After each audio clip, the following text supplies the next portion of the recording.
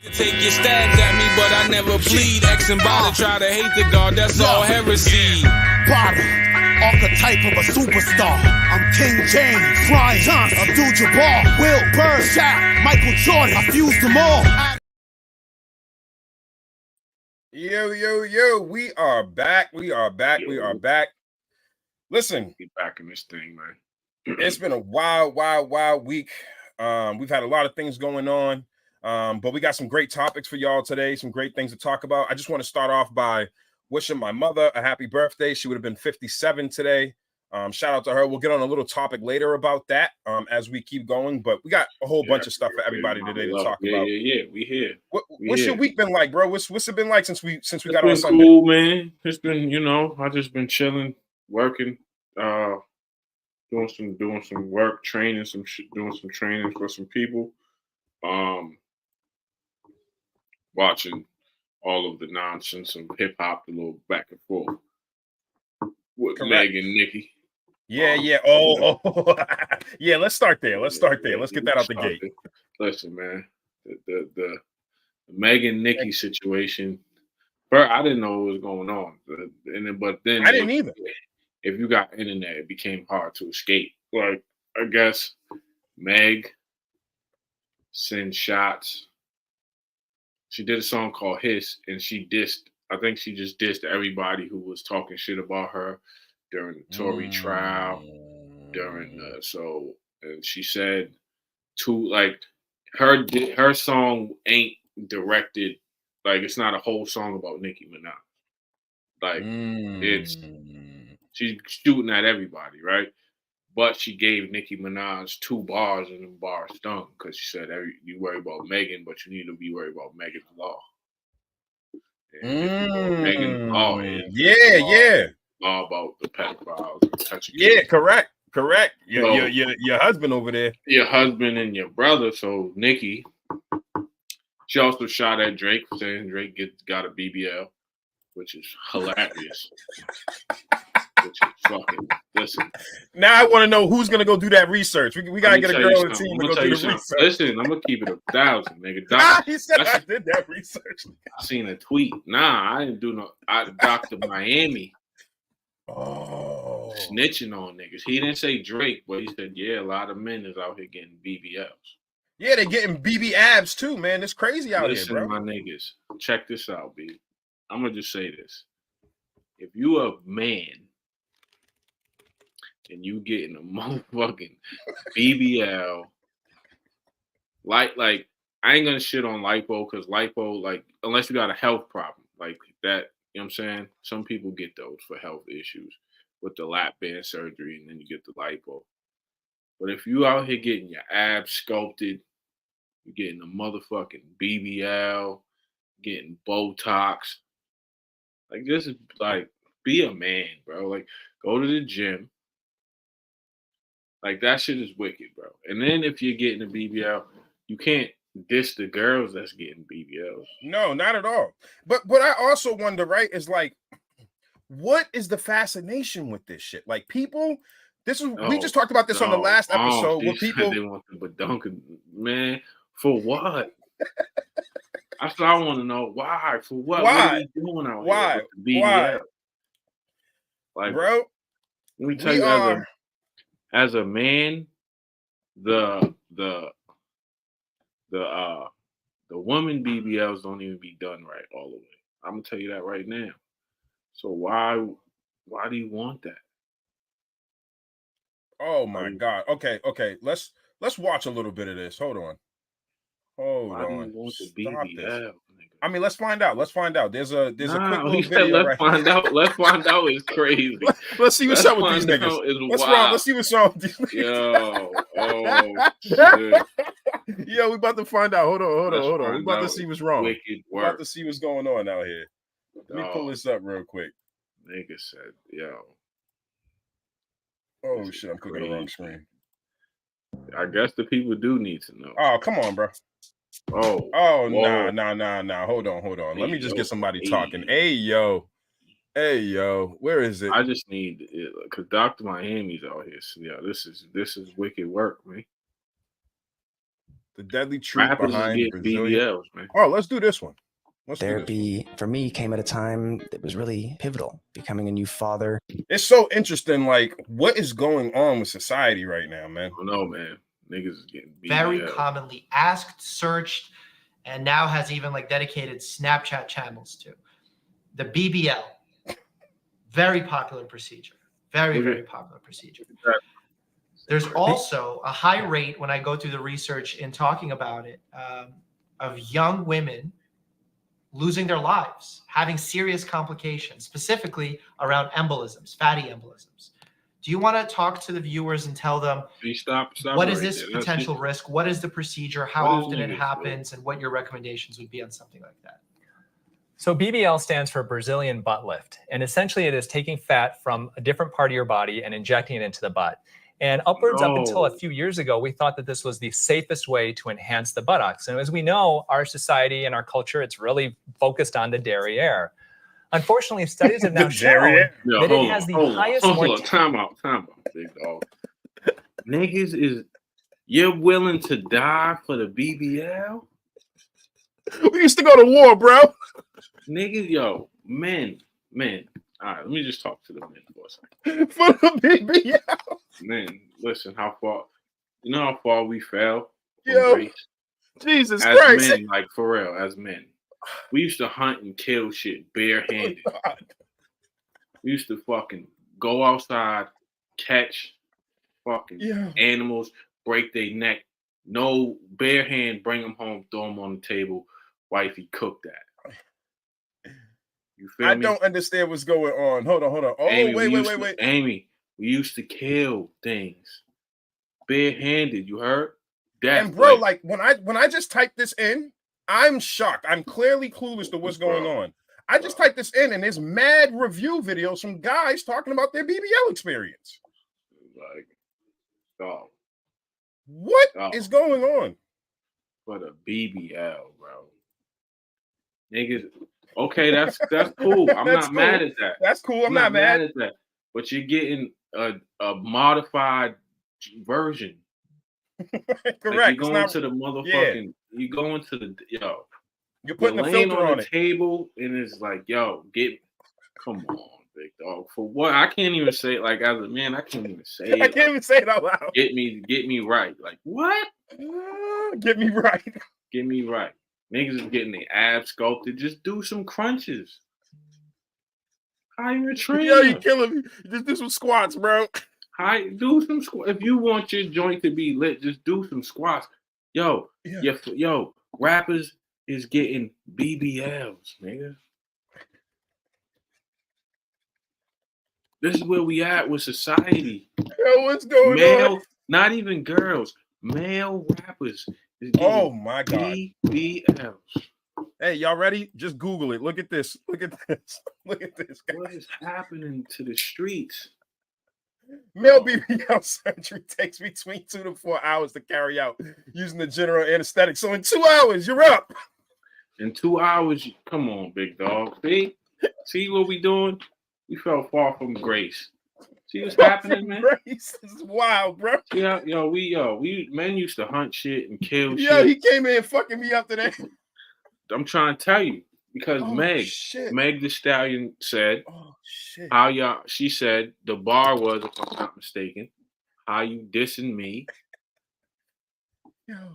for my scars, and we got the same ones, right? How much is a B? Oh my god, they're not that much. Bread. They're wilding out here, bro.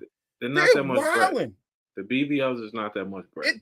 This is depending on where you go. This is enough for me.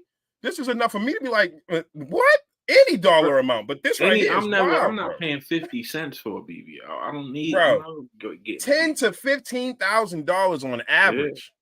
Yeah, but if you go to the Dominican Republic, I'm sure you can get that knocked down. That cement booty, you're gonna get that cement booty. You know what I'm saying? That's what the shorties do. They go to DR for 2 weeks and come back. You know what I'm saying? So Meg, see what I'm saying?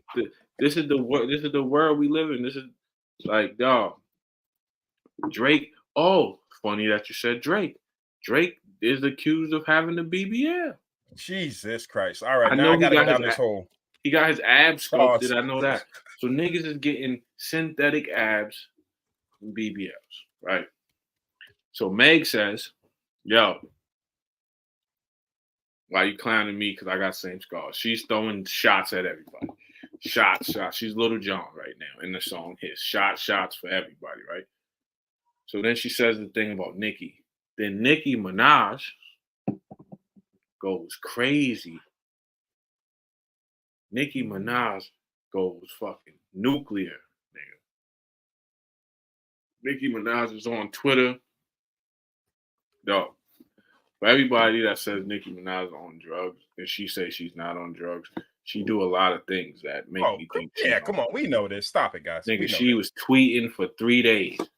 Like she ain't sleep. Fuck this. Yeah. Fuck you. Talking about the girl's mom. Talking about everything. Boom, boom, boom.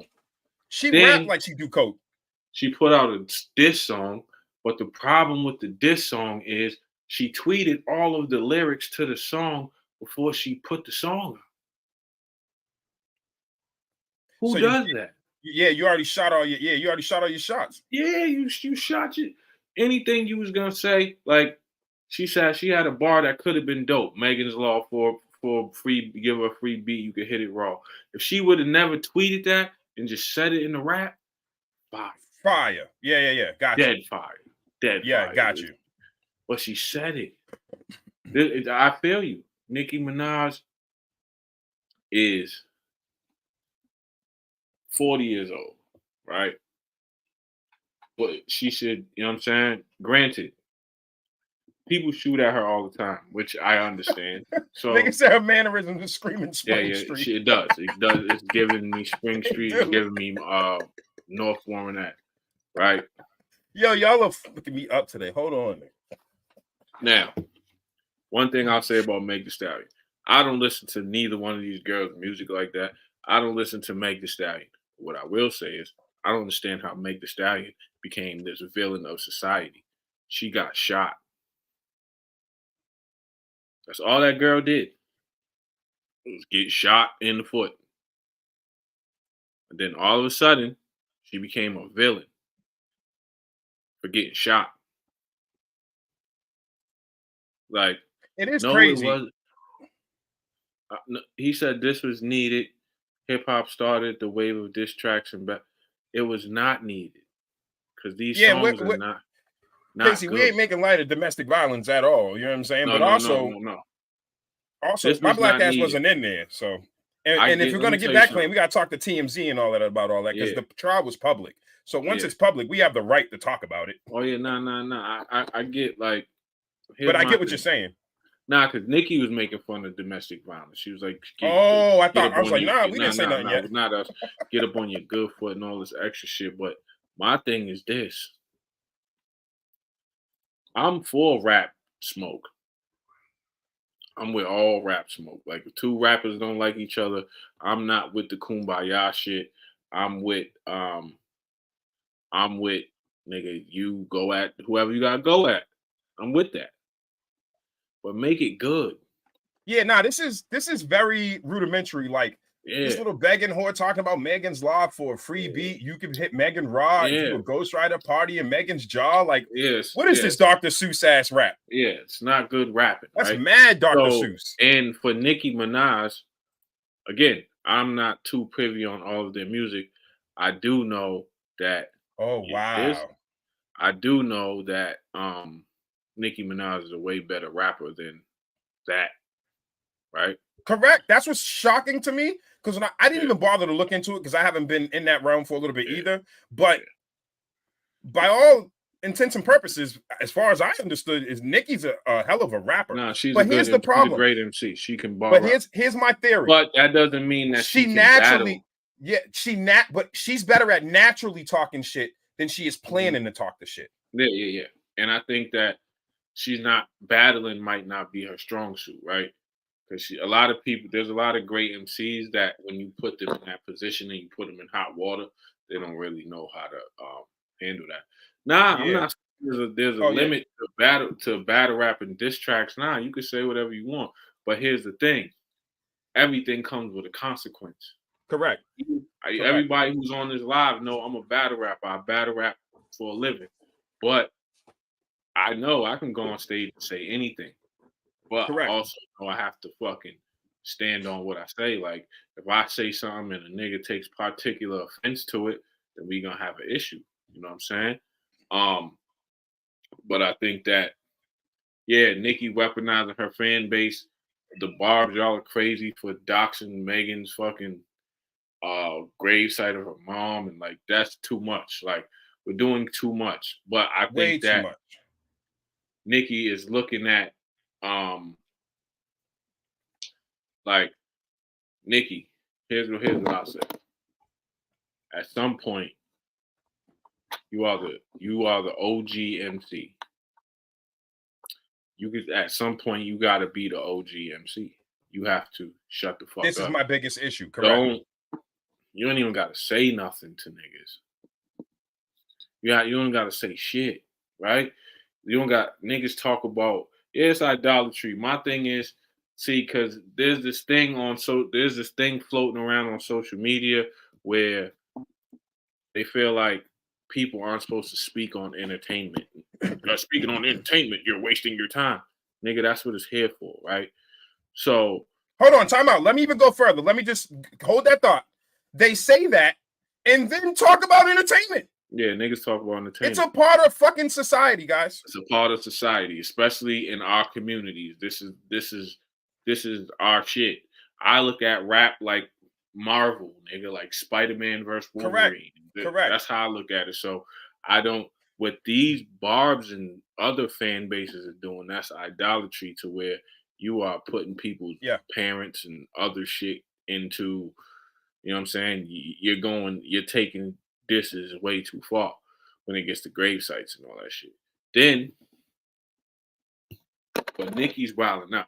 So I feel like as the OG MC, you shouldn't say anything. If you ain't trying to uplift these girls, don't diss them. For what? Or if you diss them, crush them completely. Make sure that they have nothing to say. Like, crush them. Like, crush Let me them. play devil's advocate, brother. Let me just, I'm just throwing this out there. I'm just throwing an angle. No doubt. How much of this is the machine? Because we've seen this. The machine will pit black women and black people against each other, and they'll reap the reward of it. How much do you think plays into this, or is this more just egomaniac shit? I think it's kind of a little bit of both, right? Because hip hop is competitive, and and when we do female hip hop, they do this thing where there can only be one at a time, like high. Correct. Right. Like, correct. Which I don't believe it. I don't like it either. Like, people bug on me because I say I don't mind Ice Spice, but Ice Spice is a kid to me. That's like She's kiddie rap. She's making kid music, correct? Kiddie raps, right? So I don't look for her to give me fucking Illmatic life advice. Yeah, like, nigga, I'm 15 years older than that little girl. She's a kid. Correct. You know what I'm saying? And I'm a man, so I shouldn't even really be that. Ice Spice shouldn't move the needle for me, either negative or positive. But I think that Nicki has been doing, she has been doing that for a while. She's a hate, like, because she came at a time when there was only one. Now, granted, she's super talented. I think she's super talented, but I also think she's a victim of her own success, in the sense that I agree. She never had no direct challenge. Nope.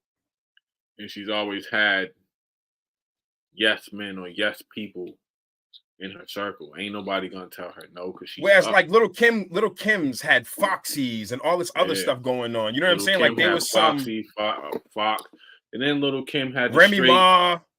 You know what I'm saying? Yeah. It was all Little moving Kim at the had same the straight time. rap with the dude. Little Kim came from a different time where the niggas would fry you up. Little Kim had Tupac on her ass, nigga. Little Kim, that's your correct. Ass bitch, blah blah blah.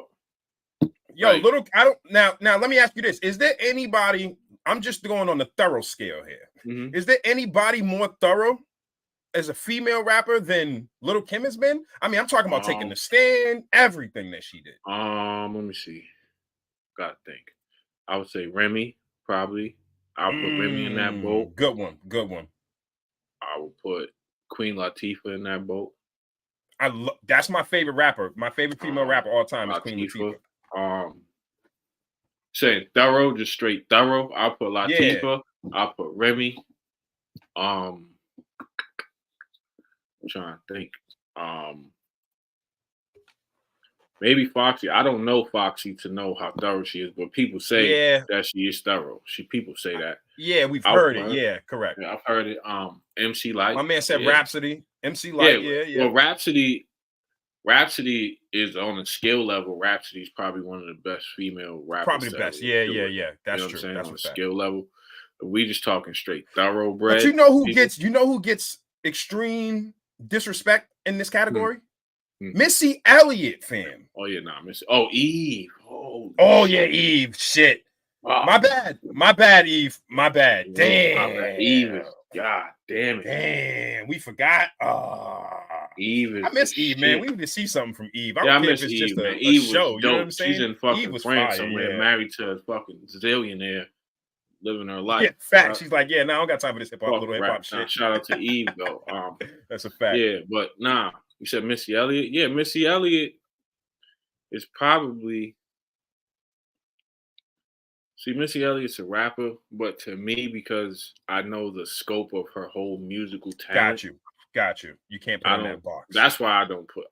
Missy is probably one of the most talented people ever to touch music. It's a fact.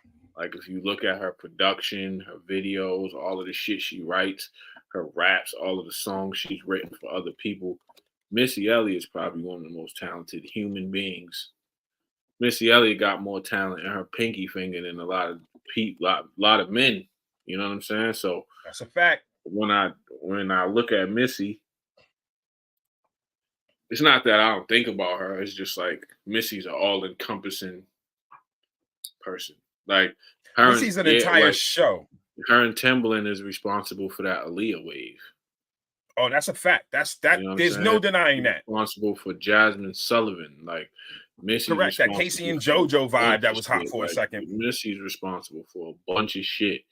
So I don't put her in like the super MC category, but if we just talking overall music, a lot of people can't fuck with Missy. Yeah, she wrote 1 in a Million. She wrote 1 in a Million. Missy got slaps. She wrote "Are You Feeling Me" by Aaliyah. It's crazy. Yeah, Missy got slaps. People say I agree with that, Mike, but she's more than Busta Rhymes. Because Busta don't produce. Missy produces. Yes. Busta has a great stage show. He got a great team. Great stage show. He has great. And I think people say Missy's the female version of Busta because of videos. The energy, the outlandish like graphics and visual. Videos. Yes. Missy big produces suits and shit flapping. And writes R&B records for other people. Busta I think that's more pure. Yep, pure entertainment and culture. Because Missy also represents. I think the reason why I would give Missy the nod over Busta is the production, and she incorporates the pillars for real. Yeah. I like on like the breaking community. Shout to Busta. I love Busta. I think Busta's fucking amazing. I just think when we talk about the overall scope of music, Missy, nigga, Busta ain't writing R&B songs for fucking Aaliyah. Nope. Or Total. Or Jodeci, or correct. You know what I'm saying? She created a whole wave, you know what I'm saying? And I think Busta is just a legend. A legend. You know what I'm saying? I think that people group them. I agree with you. They're definitely similar. I think similar, with people, yep. I think people on the front end. I think the videos is what grouped them because they was both. They both came with the switching up the flows and Trina, another thorough one. Trina, shout out to the baddest, Florida, the baddest. I forgot about Trina. Yeah, I don't know how, but I did. But shout out to Trina. Shout out to female hip hop in general. I don't like saying it. I don't like saying it. I don't like calling. I don't like saying it. Female hip hop or women. That would be a good versus, my dude. That would be a good versus. Heard. That's my nigga. Show off, shout out, show off, put up, show off. I don't like saying that. Show off. I didn't see the picture down there. Yeah, that's my nigga.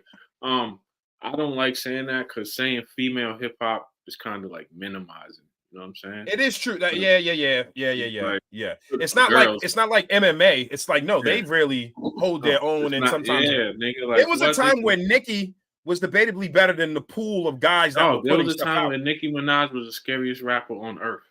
That's a fact. We're not gonna act like there You're wasn't. not There gonna was act a like that. time Correct. when Nicki Minaj was out. There's a song called Monster where she out-rapped Jay-Z.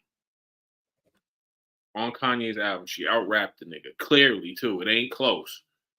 And everybody knows I love Jay-Z. But on Monster, she out-rapped him clear as day. Right? So, they're like, they get busy. Like, they get busy. You put Rhapsody next to, you put a dude next to Lady London. Lady London is gonna rap. Lady London's fire. Yeah, She can she's wrap fire. circles around Yeah. a lot of dudes. I know. Rhapsody can wrap circles around a lot of dudes. Rod Digger wraps circles around a lot of dudes. It's just the content of what they rap about. That's Hey, Chan, I think that might actually be backwards because I feel like Busta has a more profile when it comes to because you dance, Chan. I can understand that because you rap and dance. Oh yeah, you dance. Oh yeah. But if I'm just pure doing lyricism, I mean, Busta's on tracks with Chris Brown, so there's no way not to know him. And we haven't seen a Missy project in a while. You know what I'm saying? Because she's also been behind the scenes doing a lot of the work. You know, so she's writing some of your favorite artist tracks. But I feel you a little bit. And I think that Chris Brown verse helped the youth. I feel like I'm running in. I feel like that verse right there on the Look at Me Now reintroduced him to the youth, right? So the youth, if they when did Safari was a writer, Safari was writing some of the that's a slaps. fact. If the youth didn't know Busta, they got to know him when he did that Look at Me Now verse. Correct. You know what I'm saying? So I think in the overall scope of music, Busta and Missy is a dope. That's always gonna be. They're how do we not have a collab project? Like now that I'm saying, thinking about this, like that project would be insane. I don't know. Yeah, it was 2011, but you got to think Busta Rhymes, Chris Brown. The kids love Chris Brown. It's the carryover. We still singing the first song we heard from Chris. Right, we're still singing Yo. Still. Chris Brown and I'll let me see if you run it like we all want I'll that. be remiss to I'll say the hot take, if he never got in that situation with Rihanna, Chris Brown would be fucking where we put Usher and Michael Jackson in there. So I think he still is, because if you look at his nip, like he won't get the fanfare from the people, not the public, but you look at that man's numbers, he's still King Bow out here with the fucking streamings right now. Like, he's crazy. We can't front on. You can't front on him. It's just that he took that hit, and I don't. You know what it is too? It's like, I mean, what I mean by that is like middle. What I mean by that is middle America. Correct. Thank you. Middle Yes, America that's what I was about to go. Yep. Would love him more because if he never got in a situation with Rihanna, like, you know what I'm saying. But I think that Busta being on that song is because of TikTok, right? When that verse came out, all the little kids was trying to imitate it. Everybody was trying to copy it. Everybody was doing their own versions of the verse. Like, so I think that reinvigorated his relevance. You know what I'm saying? So let me ask you a question about this. As we slide into this round, we're talking about beefs, talent, age, maturity, talent maturation. So how do you feel about this rumored 50 Cent? I mean, we already knew 50 Cent and Jim Jones had an issue, but Jim Jones seemed to have put out a challenge saying that he's ready to, he got 100K up for anybody. And it's like, but new stuff, it sounds like, right? Like, who can do it right now? Do you think, at what point as an artist, especially in hip hop, in the genre, can we mature out of that beef stage? Should we be maturing out of that beef stage? We can mature out of the beef, like, because see, in my brain, when you say beef to me, it's like, I really don't like you, nigga. Yeah, you know correct. Like, not the play shit. Now, the competition part of it, I think that's hip hop at its core. So I think that because hip hop was founded on, I'm a dope MC, he's not. I'm gonna tell you, there's no personal, as long as it don't get personal. So if Jim Jones is saying, yo, I got 100,000 for anybody from my era. We could make some new shits, and we can see who's better. I think that's fire because that's like a call to action. Like, all right, nigga, you know what I'm liked saying? it. I actually liked it. Like, I don't, because to me, beef or having smoke with somebody is not music. Music can be attached to it. Like 50 Cent and Ja Rule is not a musical situation. Them niggas have beef for real. Yeah, that's real life. Music, people got shot, stabbed, all kind of shit. Correct. Yeah, and then music gets attached to it for sure. You know what I'm saying? Like, okay, we can attach some songs about how I don't like this nigga, boom, boom, boom. But I think that, I don't think that Jim can not hit for hit. Absolutely not. Fuck around hit for hit. I like Jim doing it. Me too. I like Jim saying, because at the end of the day, what people have to understand, and this is something I always make clear, we don't look at, Jim Jones is not supposed to look at rappers who are his peers like a fan. No, he's not. Like, I don't look at battle rappers. Like, when I'm looking at the field of battle rappers, I don't see Loaded Lux like y'all see Loaded Lux. No, like, not at all. People see Loaded Lux and be like, yo, he's that nigga. That's your contemporary. Like, I look at Loaded Lux like, I can do what he does and I'll fuck him up too. You understand what I'm saying? I look at Murder Mook like, nigga, I'll beat the dog. You know what I'm saying? I can't. It's just like, correct. Like, perfect analogy was like when Kobe Bryant talked about the first time he met Jordan and everybody was on the court calling him Black Jesus. And he was like, nigga, I'm going at this nigga neck. Right now. Y'all talking about Black Jesus. I'm not calling him that. That's Mike. Correct. You know what I'm saying? So I respect Jim Jones for even being like, yo, niggas from my era, what's up? Because at the end of the day, Jim Jones is somebody who, if you follow his career over time, he's gotten progressively better. That's true. Like, and he's been outside. He's been outside the whole time. Who's to say if we're talking old music, like old catalog, all the guys, Luda, Jeezy, like 50, like Mike said, TIP, Fab. Get him out of here if we dealing with old content. Correct. Well, if he's talking about making new music, who's to say that that's true?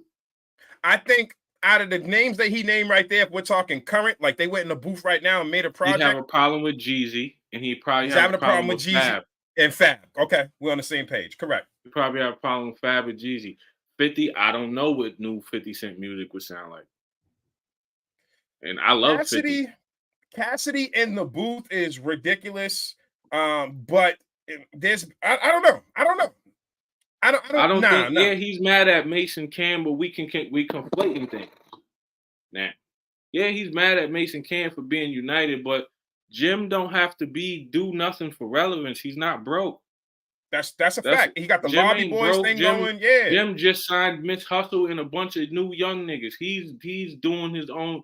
Jim ain't broke. Jim is okay. Jim always has done shit like this. He's from Harlem. That's what Harlem niggas do. Put your money up. New Yorker thing too. Yeah, you know what I mean? Put your bread up. Niggas from my era, what's up? What he really mad at is probably getting washed by Jadakiss on that fucking Versus stage. Yes, thank you. You went there. All right. And he's probably even more feeling himself because niggas say he kind of got the best of Pusha T in that battle. So correct, and Pusha didn't really respond. Feeling the gas from that, like, oh shit, nigga, I got Pusha T. What's up with anybody now? Because Jim Jones, again, is somebody that 10, 15 years ago, we didn't even know this nigga could rap. Correct. So you go from being a nigga that we didn't know you could rap to beating Pusha T in a battle. Yeah, you're gonna be feeling yourself. So he's probably feeling himself. And like, I got 100 from niggas in my era, because But at the end of the day, But that's what I mean about niggas' brains being like niggas having goldfish memory. You just got washed by the lock. So you can say people from your era, okay, them niggas is from it. But let's say this. He knows nobody's gonna take the challenge because what's $100,000 to 50 Cent? Correct. What's $100,000 to Luda? What's $100,000 to any of these niggas? He's not. He knows that. He's probably trying to get niggas from his era to make new music. I think he's trolling. Yeah, I think he's trolling music out of niggas. He's 40-something years old. He's never going to be relevant. He's 40-something years old. All of us old niggas got to realize at some point we are old and washed. All of us are expiring. Nigga, I'm 38. I'm old and I am washed. I don't know half. I don't. Listen to me. Me too. They put out the XXL list of new rappers, the freshman 15. I don't know not one of these niggas. Me neither. I'm washed out here. I had to go look up Riz. I was like, what is this? My kid's like, oh, no, I'm like, so Jim Jones knows he ain't gonna, he's not relevant. He probably wants some inspiration to get in that studio. Yeah. Jump in the lab. Yo, nigga, I'm not inspired by none of this young shit. Let me see if I can get the blood flowing. Hey, yo, the old niggas from my era, what's cracking? Yeah, 38 equals washed is wild. Yeah, nigga. I'm turning 39 in a couple of months, nigga. I'm washed and dried and folded, nigga. Bro, I don't know nothing, nigga. I don't know the new slang words. And here's the craziest part. I want to be washed, dried, and folded. It's ugly out here. I'm in the house. I'm okay with being older. There's nothing worse than being an old, creepy nigga in the club. Correct. Who wants to be the old 38, 40-year-old nigga in the club? Nobody wants to do that. Niggas is old. Nah. Jim Jones knows he's old as shit. He got grays in his beard. Relevancy ain't what he chasing. He probably needs some inspiration to get in the studio. And he's feeling himself. He just beat Pusha T. One of the niggas that we deem one of the greatest lyricists of all time. Right? Bar none. And it's not just the lyricist side. He came off a mean W against Drake. Yeah. So even better. Pusha T beats Drake. One of the greatest, possibly the greatest, not even arguably, the greatest artist, numbers-wise and sales-wise of our generation. Right? Yep. He gets in a spat. He says some slick shit about Jim Jones. Jim Jones goes and responds with a new freestyle. Pusha T never says nothing. So in the terms of song-making battle rap, Jim Jones wins. The public consensus is Jim Jones wins. Yeah, so we don't fuck with that no response shit. So he's feeling himself. Yo, I'm not saying he's right, Mike. I'm just saying what it is. He's feeling himself. Yo, I just washed this nigga. I could probably wash a couple of these old niggas the fuck up. I just washed Pusha T. Correct. So it's like, yo, you know what I'm saying? I'm not saying that he's wrong, but what I'm saying is this. Sometimes we got to let go of the nostalgia. Because I love 50 Cent. I love 50 Cent like more than that. But I heard him on the Nas album and it wasn't good. Wasn't it? Yeah, it wasn't it. You know what I'm saying? That Luda verse he just put out talk when fucking Cat Williams dissed him. That wasn't it. Not it either. That so I don't know. Dumpster juice. I just heard some new Joel Santana music. It sounds like 2006. I don't know what new. But I did hear the last Jimmy album I heard, the Laps Around the Sun and shit, wasn't bad. So I don't know. I don't know what metric Jim's going off. Now, he knows nobody's going to answer the challenge because 100. Yeah, that's what I'm saying. I love 52. Like, there's some things I'm not trying to hear in 2024. You know what I'm saying? Some shit is better left alone. Like, leave your legacy intact, nigga. We don't, like... Yo, it's like niggas who play the game too long. Yeah, it's like, dog, some rappers, right? Some rappers, they become victims of their own success to where they don't know what's good anymore. Because that's what Nicki Minaj is going through right now. Nicki Minaj, she's been told everything is dope for so long that she's at a point now where she feels like she can put out anything and ain't nobody gonna tell her like that shit wasn't hitting. So back to Mike's point, right? So this is what I think. It's relevancy isn't the biggest part of it, but there is it's like you're chasing that time. Remember we talked about that Popeye shit, the Al Bundy Popeye shit? Yeah. It's like you're chasing a ghost, bro. Listen, Rolling Stone has been performing their hits for like fucking 40 years now. Yeah, they're not making new shit. They're content with selling the nostalgia. And if it sells, then sell it, bro. Yeah, 50 Cent just proved it, B. 50 Cent just proved it. He did a 3 zillion city tour all over the world, performing his old records. Then that's what the thing, because somebody had made a comment about, like, you know, the nostalgia thing, and I'm like, is it selling worldwide? Yeah, my Who cares thing about is these like, niggas' opinions? oh, hip hop is the only genre of music where we go, we need some new shit. We need some new shit. Correct, all the time. Niggas is still listening to Black Sabbath's album from the 70s. Ozzy Osbourne could come out right now. And be like, yo, I'm about to perform Crazy Train. And that shit was 100,000 people will be there to watch that nigga sing that. These niggas song at the Red Sox Stadium still filling that shit up for Sweet Caroline, guys. This is what I'm saying. So let the Jim, you don't even got to do that. Yeah, Jim, leave it. Just make some new slaps. If you got new slaps, make the new slaps, nigga. I'm not gonna tell you now. Especially got his old Lobby Boys thing with Mano. Just focus on that shit. Do your 1-2 with Mano. I like that album with him and Mano. That shit was alright. It was alright. Yeah, it was alright. And shit like that. Do your album with Mano, nigga. You just signed a bunch of young talent. Cultivate them. You know what I'm saying? Lord Jew. Shout out Lord Jew. Shout out Miss Hustle. Shout out a bunch. You just signed a bunch. Man, you ain't gotta chase ghosts, bro. These niggas ain't coming outside. None of the niggas that is of your era are still even rapping. And you know, we talked about this. So like, it's hard to replicate. Ain't rapping. It's hard to replicate. But even if he did, it's hard for. I believe, in my opinion, because I feel it in his music. The 50 that we love was living that. He was living in the middle of all of that. Yeah, facts. He has to manifest it now, and it doesn't come out the same when it's like, I've been up for too long to be angry. Nigga. Yeah, because his music was based on and I feel like 50 Cent made music with business in mind. I always felt like that. Like, I like 50 when he's just in a space where he's just creating. But when he feels like he got to make an album, he feels he's just like, it's intentional. I got to have a song for the girls. I got to have this. It's like, nigga, just go in there and make the music. You know what I'm saying? And then try to sell it from that point. Although he made some slaps with Jeremiah. There was a few slaps. Oh, he got slaps. He got a slap with fucking Chris Brown. He got slap with Chris Brown. When he wants to make slaps, he got some fucking slappers. That's a fact. We're not gonna act like 50 don't got no slappers.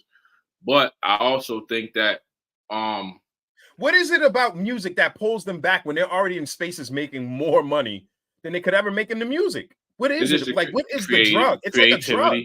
Creativity. It's your first love. Like, it's the first. It's your first girl. Yeah, it's like your first girl. You know what I'm saying?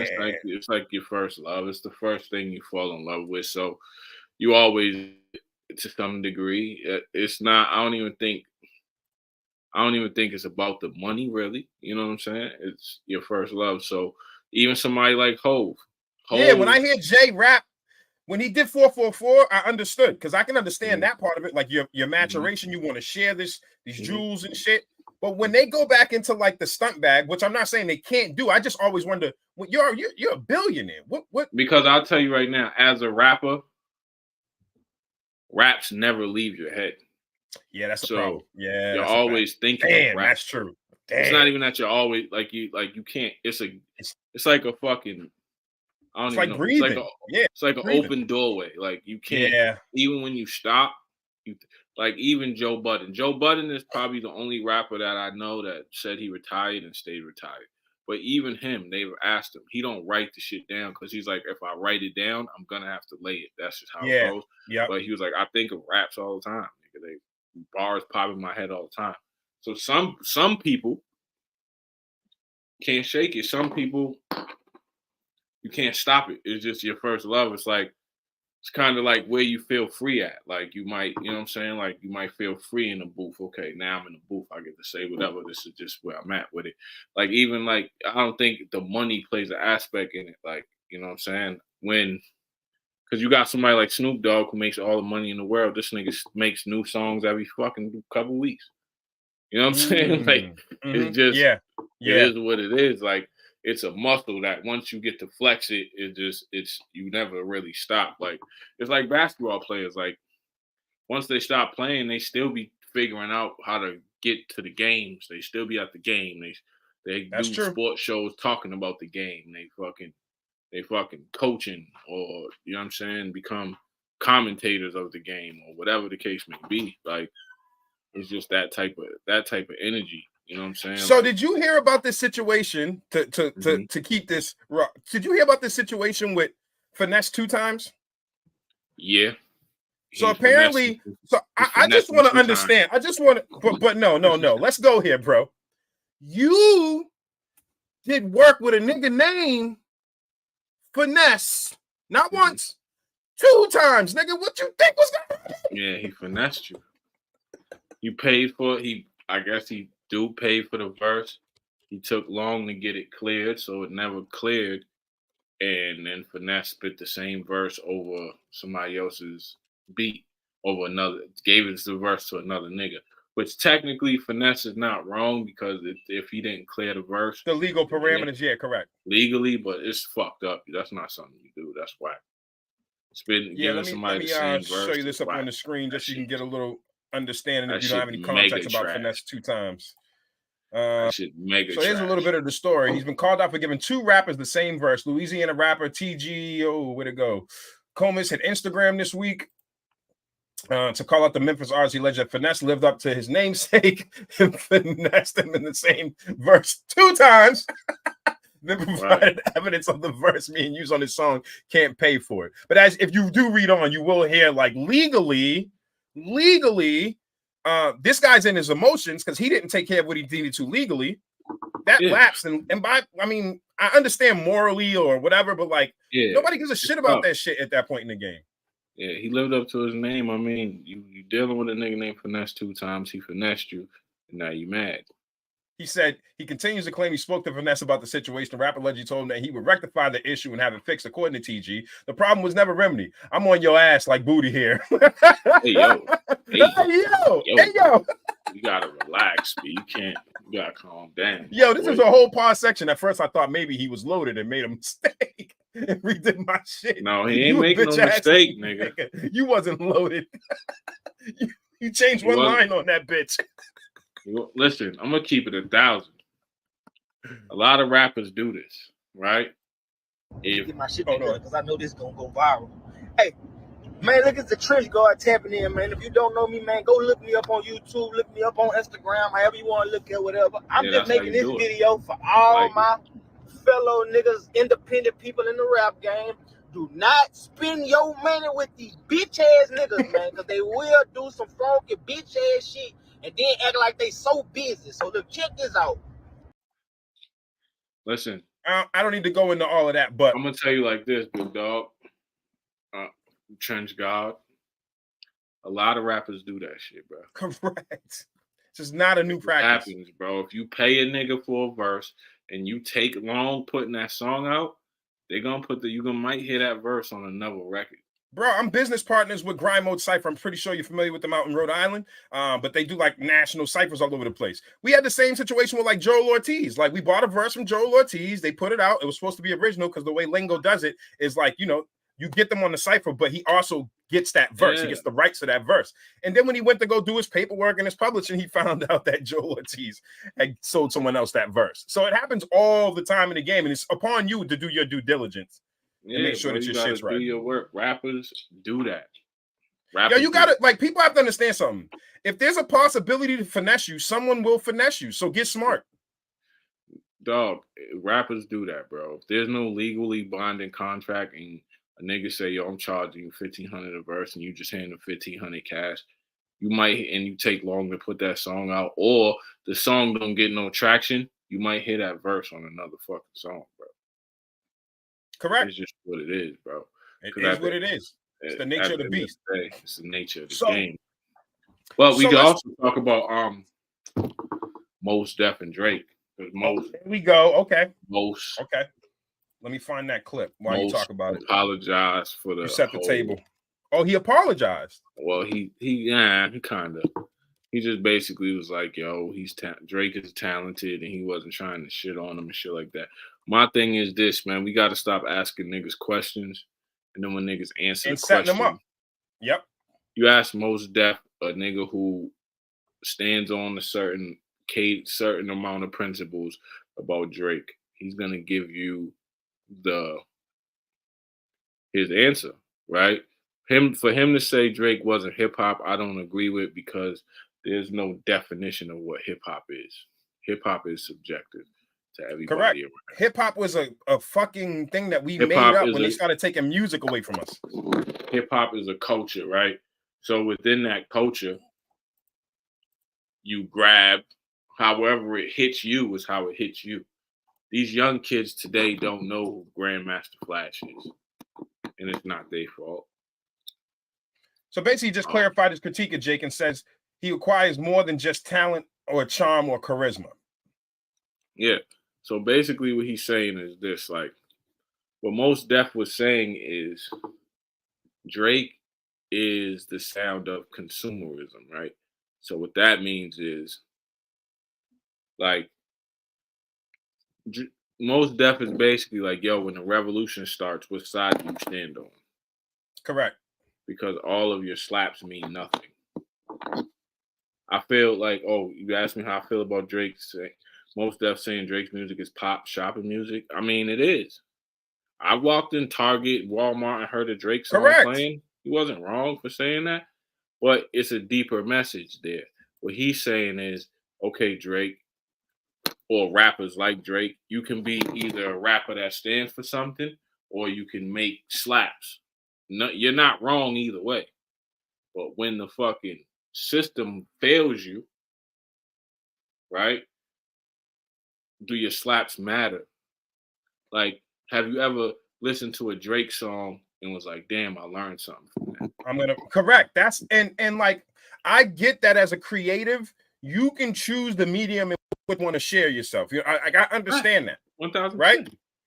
But you cannot also get mad in turn at people who feel like you should give them a little bit more. Let me give an example. The Palestine-Israel situation. I've seen Drake and Khaled both be questioned because Khaled's Palestinian, Drake's from a Jewish background. That maybe, and I think it's silly for people to think that Drake is going to solve the Palestine issue. But I can get where people might feel like, hey, you're Jewish. Maybe do you have a comment on it? But I also understand Drake saying, I'm not touching that shit. Yeah, I don't touch that. I think. You said, why do I think Drake is categorized? Because Drake is hip hop. Drake, first of all, hold on. Let's just say, is Digital Underground not hip hop? Drake is talented. Drake, when he wants to rap, can burn a lot of rappers. He can burn 85% of the MCs out here when Drake decides. But he also can make pop songs. He does both. And let's not pick and choose, because if we're gonna say Drake's not hip hop, then Eminem's not hip hop. We're not gonna play that game. We're gonna say Drake's not hip hop because he sings. Neither is Ja Rule or any other rappers that have sang before him. Niggas sing songs. Ja Rule sang songs. Nelly's whole fucking shit was singing. Like, there's a bunch of niggas. But Drake, he makes pop records, but Drake can rhyme. Drake is hip hop. Drake's favorite rapper is Fonte from Little Brother. Yeah. So that's and if you remember earlier on, Drake emulated a lot of the guys that he built his style off of. Yeah, if you remember early Drake, if you go listen to Comeback Season, one of Drake's first mixtapes, it's Drake rhyming over Dilla beats. Correct. And you gotta be fired to rhyme over Dilla beats. Drake was rapping over Dilla beats. Little Fonte. He was taking shit from Fonte. He took shit from Joe Budden. There was a bunch of rappers that are hip hop that he emulated, right? And there's a lot more other shit that I would challenge before Drake about being hip hop, only because, okay, so we're not gonna challenge drill music. Where is Drake's music detrimental to hip hop? But drill music, we know. Yeah, Drake is just. I think Drake has become larger than life in the hip hop space, right? I think he's a machine now. I think that people hand him records, right? I think that he's an entity. I think he feels like, I think in Drake's mind, Drake would fucking 100% make a song, go get Alchemist and make fucking dirty rap records if he could, but he can't. He has too many people. His fan base is too wide.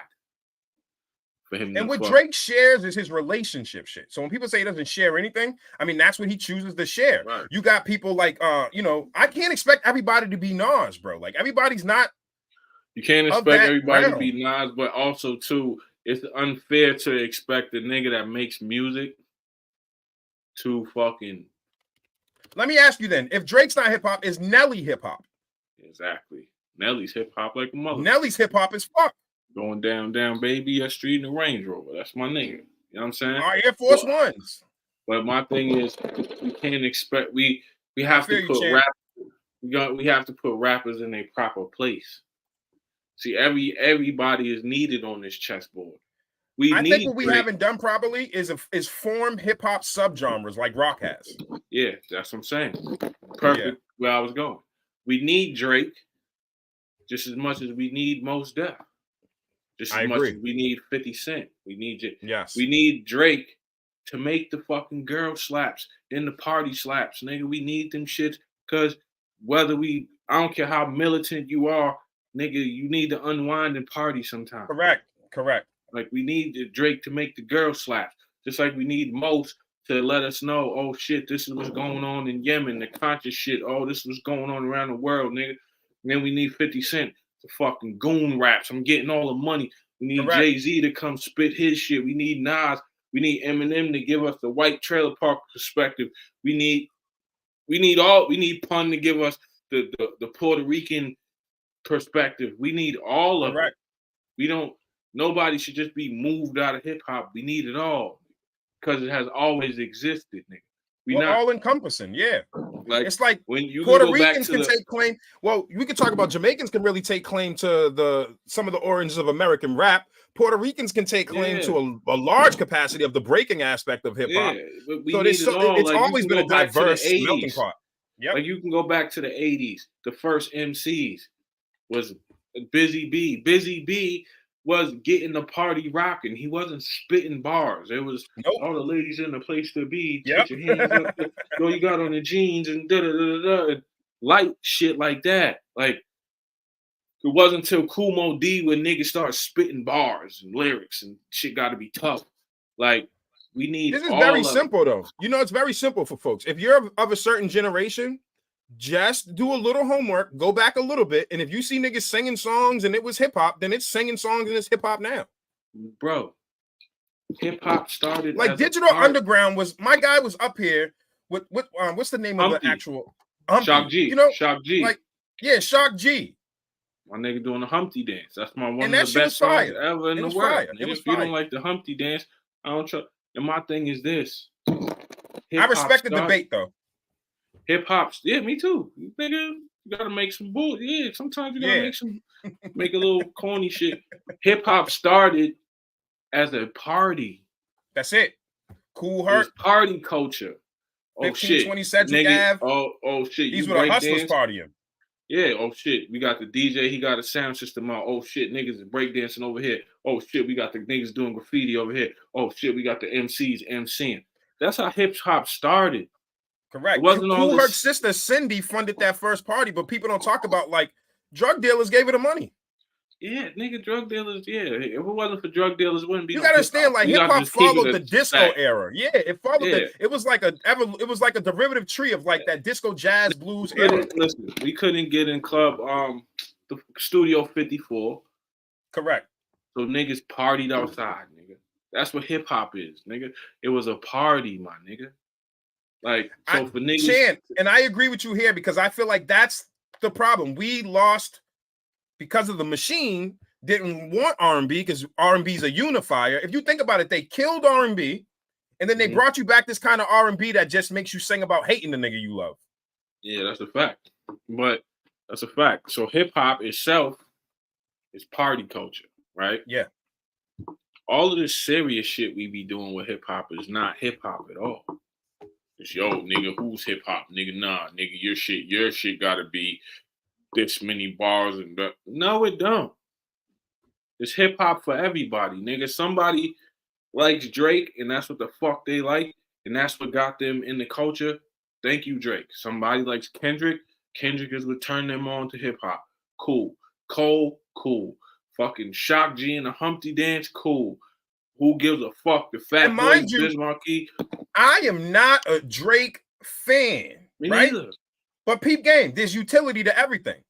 But if I'm gonna be vibing and me and my wife's doing something, I know that I can find a smack that she's a fan of. So people don't understand the power and the tool of it. God, when Drake drops an album, I'm not running. I'm not a hater, but I'm not a fan. Yeah, I'm not running to it, but I can acknowledge the nigga makes some fucking slaps, and when he wants to rhyme, he can rhyme, right? Correct. We never taking that away from him. The dude is talented, and he makes catchy tunes, right? But hip hop itself, we put too many labels on it, nigga. We're creating boxes for something that was created to not have a box. Yeah, we creating exactly. We're making something rigid that was never rigid. Hip hop was fluid. Hip hop was for everybody. It was all encompassing, nigga. Whether you was the serious nigga or you was Flavor fucking Flav. Correct. Let's not forget, we had a nigga running around hip hop, one of our legends who was a GOAT with a clock and a Viking helmet on. Shit was and we love him. Love him. You better not. But side note, I still don't know how to convince all them women to chase Flavor Flav on that show. God, me neither. Damn. I don't need it. Me neither. I don't need either. Next. My thing is this, nigga. You can't go around some real hip hop niggas and talk bad about Flavor Flav if you want to see what happens. No, you can't. You can't. You're gonna have a problem. You're gonna have a long fucking day. Vanilla Ice is hip hop, man. Leave Vanilla Ice alone, nigga. Leave that nigga alone. Ice Baby, stop collaborating. Listen, my nigga. Like, I know the lyrics to these songs. Yes. The fucking ninja rap from the Ninja Turtles. Yes. That's a fact. Like, That's a fact. fact. Talking about hip hop. Milli Vanilli. Nah, I'm kicking them. We talking about, you know what I'm saying? Like, niggas can't determine what it is. Hip hop is also street culture, but it's party culture. Hip hop was a break from the streets. Yo, the moment that we try to box our music in is the moment we're killing it. It's a part of the evolutionary track to experiment. You know, that's why, like, I don't really necessarily judge the drill kids because I understand that it's a part of like their evolutionary track. But this is where I do call on the elders to give them some perspective to turn it into something. Well, I don't judge the drill kids. I grew up in the Mobb Deep era. Correct. I grew up Pac, Biggie, Mobb Deep, Noriega, Capone Noriega, fucking AZ. We was fucking drilling and killing and doing all type of shit too. We just was smoother about it. That's a fact. Only thing I don't like the drill kids do is they rap. They basically rat on themselves. Correct. Johnny Shot, blah blah blah blah blah over there on this block, whatever. Like, do I like the beats and the flow of it? Nah. But I can't sit on some old man pedestal and act like my favorite song isn't Shook Ones where the chorus is ain't no such thing as halfway. Well, let me ask you, Chan, do you like DMX? Because that's its own. It's like DMX and Rough Riders is its own variation. That was drill music essentially. No, all of the drill kids, they got that shit from us. Correct. Where do you think they got it from? They got it from us. Correct. Just think about the songs Minister Society, In Too Deep, Scarface, and combined with the music. Sing, bitches ain't shit but hoes and tricks. Hoes and tricks. Face down, ass up. The same niggas that used to sing, bitches ain't shit but hoes and tricks. Oh, you don't like it sonically. I get that. I get you there. Yeah. I got you. Yeah. But now, the same niggas that saying it ain't no fun if the homies can't have none. Song Running Trains on Girls is sitting on some moral high ground. The drill kids are too crazy. We have to fucking relax. No, they don't. Bro, they're kids. We were in high school running around singing Suck It or Not. Bro, I remember when I was yeah, I know. I hit a core memory. You saw his blink, I hit a core memory. I remember when I was a kid. Akinelli, Put It in Your Mouth. Oh, on the fucking radio. On the radio. It's on the radio on 94. I don't know where. Ain't shit changed, guys. It ain't. This is all this like. It's nigga. So now the drill kids be. Now we're old and we're parents. And the drill kids be. We're old. We're washed. Nigga. We was outside hustling, nigga. Correct. Let's keep it real. Niggas was outside doing all of the shit that niggas was rapping about in these rap songs. Now all of a sudden, it's too crazy. These kids is crazy. Nigga, I remember when I was 14, 15, hammered up. Correct. I didn't have the fucking chopper because we didn't have access to We didn't have a chopper at that time, yeah. I had the big 4.5 on me, walking around, nigga. The gun weighed more than me. My first joint was a rusty 38, bro, and that shit never changed. Gun weighed more than me. Correct. I'm walking around with the hammer, nigga. Nigga limping. Looking for whatever the fuck I could get myself into. Correct. And now these kids are too crazy. I don't understand how they need to calm down. No, nigga, they learned that shit from us. We got to do better. Like, nigga, every generation is the way it is because the generation before failed it. And we forget that. And then when parents and older folks are sitting around judging the kids, if the kids are failing, it's a reflection of us, They're period. Kids, bro. If the kids are fucked up, it's a reflection of us. We the OGs. Correct. We're failing. But the point of it goes back to what I was saying about Jim Jones and the relevancy.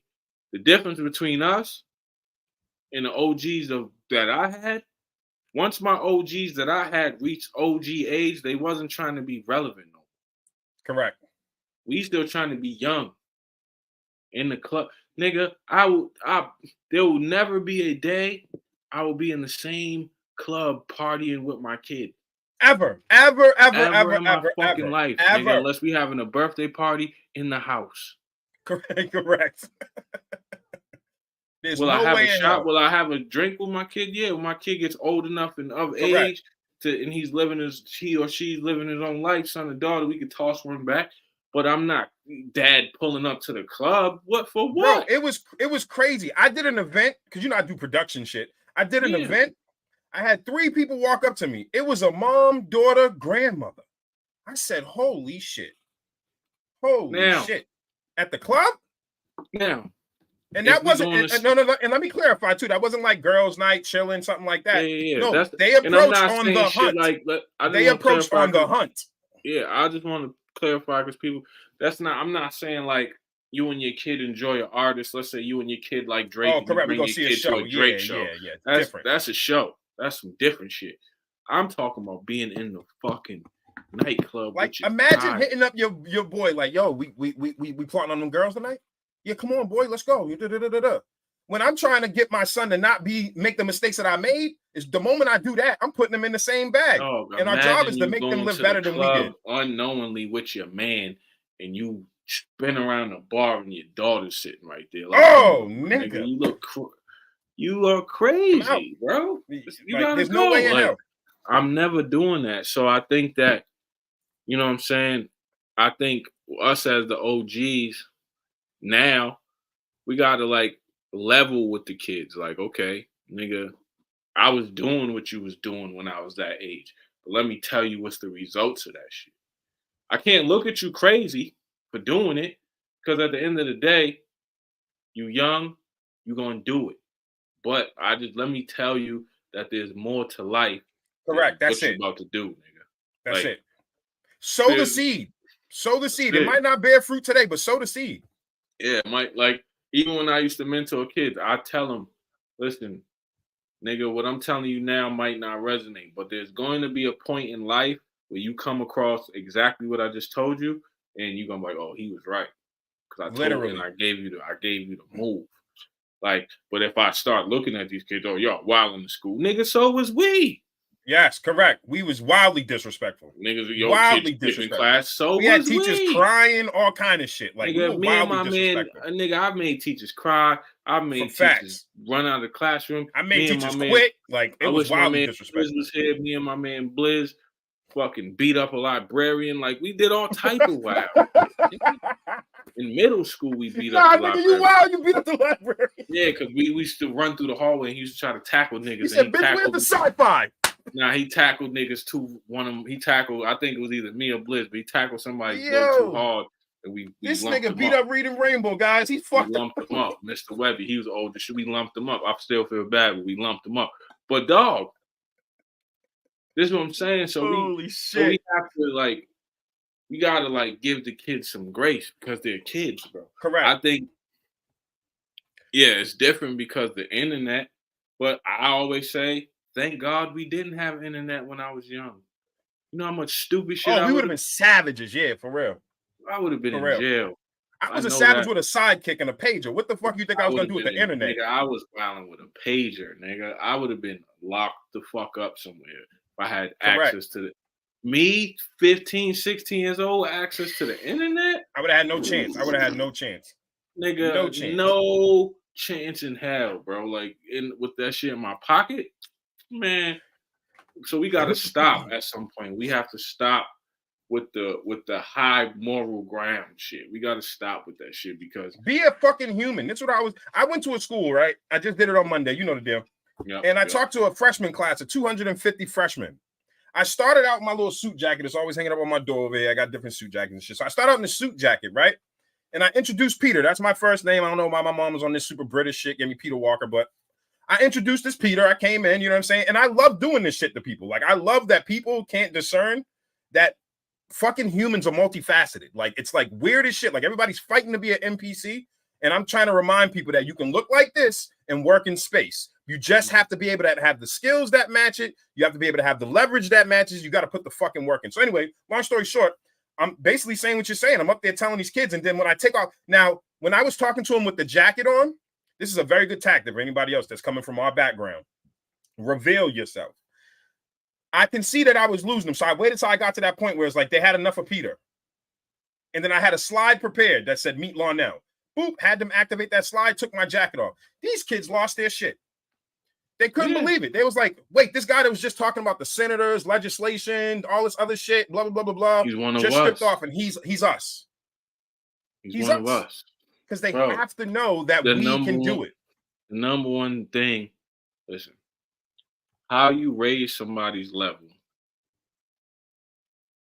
First, you got to meet them where they at. Where they are. And then raise them. And then push them up. You can't be like, I'm up here, bro. Reach up and I'll pull you up. You got to go down there. Correct. And lift them up. You got to go down. It's like if I'm training somebody, the first thing I do when I train them is I get an assessment. I need an assessment. I need to see how you move. I need to see how strong you are. I need to see what you can do, what you can't do. So that way, I can meet you where you at. Correct. And then we could build on top of that. Nigga, okay, nigga, you can only bench press 40 pounds. We gonna fucking work with this 40 until 40 turn 50, 50 turn 60, 60 turn 70. Now, by the end of the program, nigga, you doing 130. It's just what it is, bro. Like, you gotta meet people where they at. And I think a lot of times we forget that part. We do. The meet people where they at part. Like, yo, nigga, I gotta come down off the high horse, nigga. And people get big-headed too fast. It's like you get a little something, you're big-headed, and now you've lost complete. Yo, it's very easily to lose our demographic. It's very easy. Knowledge I always say knowledge is a double-edged sword. Because knowledge can enlighten you, and it can also allow you to alienate everybody around you if you misuse it. Correct. Like if you take knowledge, and because you're smart or because you find yourself to be intelligent and you use that intelligence to browbeat people over the head with your you're intelligence. Actually a fucking idiot. Correct. You are an idiot and you're not going to gain any fucking people. None. Who the fuck wants to be browbeat and preached to for 2 hours? You know what I'm saying? Like the best speakers, or even if you look in the church, the best pastors, the best leaders are the people that you can look at them and go, he's one of us. Malcolm X, for example. Malcolm X was super intelligent, but he was in the streets and he never alienated that. You could always Fred look Hampton, at him and go, he's us. He's one of us. He ain't browbeating. Malcolm X could see the dirtiest nigga in the world and be like, yo, nah, the brothers, like, brother Malcolm, can I talk to you? And the FOI stop him and he'd be like, nah, let him come. You literally that's my formula. So I just mixed the two. I start off as Martin for the presentation, let these white folks slide me through the door, and then I take that shit off and Malcolm hits the stage. Like, we fucked up. But then by the end of it, they're like, oh, that's exactly what we needed. Yeah, so then you're like, no, come on. Like, you let them through. You meet people where they are, so that at the end of the day, like, you never alienate them. I think a lot of times people get a little bit of information or a little bit of knowledge, and then they sit up like, yo, I'm better than you because I know. Nigga, no, you not. You just privy to some info. You just came across some privy information. to that. Yep. Like, correct. There's people that have information, and then there's people that have what I like to call, because I got it from Dick Gregory, the magic glasses. Yes. Once you get the magic glasses, what he always says is, it's a hard life. There's three things. Magic glasses is you're gonna see through everything, because that's what the magic glasses are for. You see everything for what it is. You see through everything. You can never take them off. Nope. And you're not gonna be impressed by nothing because you know exactly what it is. Yo, bro, that's why I left music. That's why, like, my life, like, once I got those glasses, I don't know, man. Because even my wife can't explain it because I was deep. You know what I'm saying? Like, I was deep. I was in the game. I seen shit on the road. Yeah. And I just don't know what happened. It slapped me in the head one day, and I was like, the glasses were just, I can't do it. I happen to be somebody who has a set of those. So even I tap in and out. So I can make jokes and talk about popular culture. Correct. Like, just pop shit. Okay, nigga, we talking about Nicki Minaj. We talking about rap disses. And see it for what it is. I see everything for what it is. Not for what I want it to be. Not for what I'm emotionally invested in. What it is. What is this? That's like, even when we were talking about Jim Jones, and brother was like, Mike was like, yo, I'm not saying he's right or he's wrong. I'm just saying what it is. This is what he's trying to do.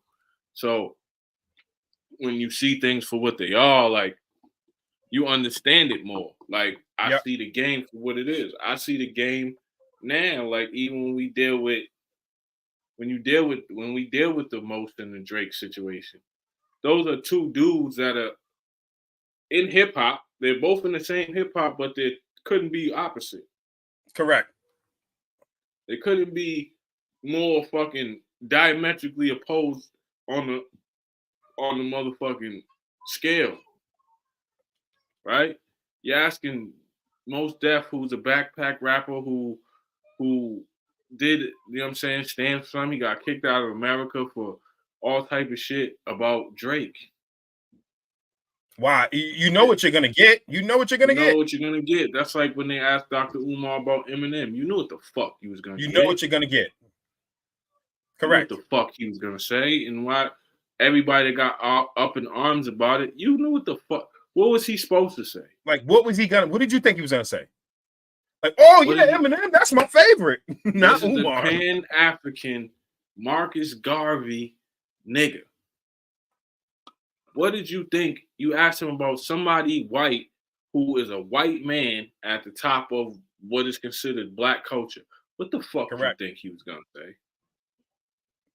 Think he was gonna say? But again, it's like people, we bang Eminem every day. In their head, they answer the question in their head in the way that they think that they should have answered it, versus, like you said, just dealing for what it is. Like, look at shit for what it is. We don't have to. We don't. You took me into a good one, because as men, chop it up.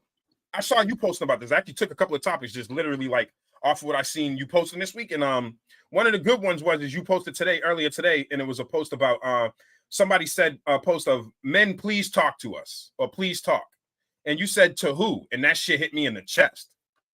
Because we keep hearing this narrative of people telling us to talk, but nobody accepts that when we do, you punish us, or you put us in a different light, or you say you don't want to hear it, or you call it mansplaining, or you call it man whining, or you call it this, or you call you don't they have so many terms for men speaking out or men explaining shit. They call it mansplaining. First of all, right? I'll tell you how I feel about some shit, or I'm trying to get you to see my perspective. That's not mansplaining. That's just me trying to get you to see my perspective. It's not nothing other than that, right? my wife works in the executive space. I said, let me ask you a question. Because we've gone through this. I've been like, I mentor her through this process of like being in that executive space. I've been there before. And I explained to her off rip, you're in a majority male space. And then after the majority male space, you're in a majority white female space. Right. So there's layers here, right? Right. Majority of the people you're going to need to learn from, because it's been a male dominated industry for so long, are men. So you have to have enough modesty to say, to not be too woke to learn. Yes. You can tell the difference between somebody being condescending, a jerk. I'm not saying those guys don't exist. But if you put on these rose-colored woke glasses and you're walking into every space, and every time a man's trying to teach you something that they might know that you don't know, if a male is the expert in his criteria and he has to teach a classroom full of women, well, then by definition, that's mansplaining, and your ass needs to listen. Yeah, there's some shit. Sometimes you just have to listen to what the fuck is being said. Like, words, I always say this, words mean things, though. They don't mean what the fuck you feel. Correct. They mean what the fuck it is. Nigga, if I say this motherfucker is tall, he can't then tell me I don't feel tall, so I'm not tall. Sorry, sir. You are 6'10". You tall, my nigga. That's just what it is. Words mean things. So when they say men talk, say to who? Why? Because I know for a fact there's a majority of men out that the majority of men out there don't feel like they can talk to anybody except each other. I don't either. And it's even gotten so bad that so many guys are so overly emotional in the word side of it now. Then we're stepping out of our logistics that I don't even talk to a lot of guys either, because they're just it's just bad out here. It's bad out here. Like I have gotten zero marriage advice from. I've gotten a few. I got two OGs in the family that are married, been there a while. But overall, generally speaking, I didn't get to this point by talking to any of the guys around me. Because sometimes your reality is that none of them niggas got the tools either. And you can't be mad at them, but somebody's got to go learn it. I just seen something today on the Joe Budden podcast. He pulled it up. It's called the male friendship recession, which means that a lot of dudes don't have people that they consider good friends, or they don't like their social circle. Yep. It's a fact. Yep. There's a lot of dudes that don't have close friends like that. Or homies. I don't anymore. I started out that way, but over time, and the problem is too, is there's degrees of separation. And then there's, as you become into your adulthood, it's like, I wasn't used to this. When we grew up in a generation where we was cool with bigging each other up. Yep. But now I can't tell a nigga about my win, because somehow that's a loss to them. Bro, and it's like, nah, it don't gotta be like that, my dog. It don't gotta be like that. Like, tell me. That. Well, see, a lot of us now, I think it's a couple things. It's the product of the internet, right? The internet has brought the world closer together, but people farther apart, right? Correct. Because it just is what it is, like that. We don't. Now it's a competition of opinions, right? Like, people now are to the point where they feel like unless you agree with them, you don't Correct. Yeah. You have to be damn near subservient to a motherfucker or agree with a motherfucker all the time for you to be their friend. I got a friend right now, my man Flacco. Shout out Flacco. He's on my Facebook. I love him to death. That's my brother. We never agree. Yeah. Never. He said some of the he said some of the craziest shit in the world, dog. Yep. And I'd be like, what the? And I tell him, what the fuck are you talking about, man? What are you talking about? What is going on, bro? How did you get that from that? Yep. And he does it to me. How did you get that from that? but that's my man. It's my dog. But that's also like that's what humans used to be. And I think that like there's a big swath of us that forgot about that level of engagement prior to technology and social media. My biggest issue with social media is it literally is changing how we engage with each other.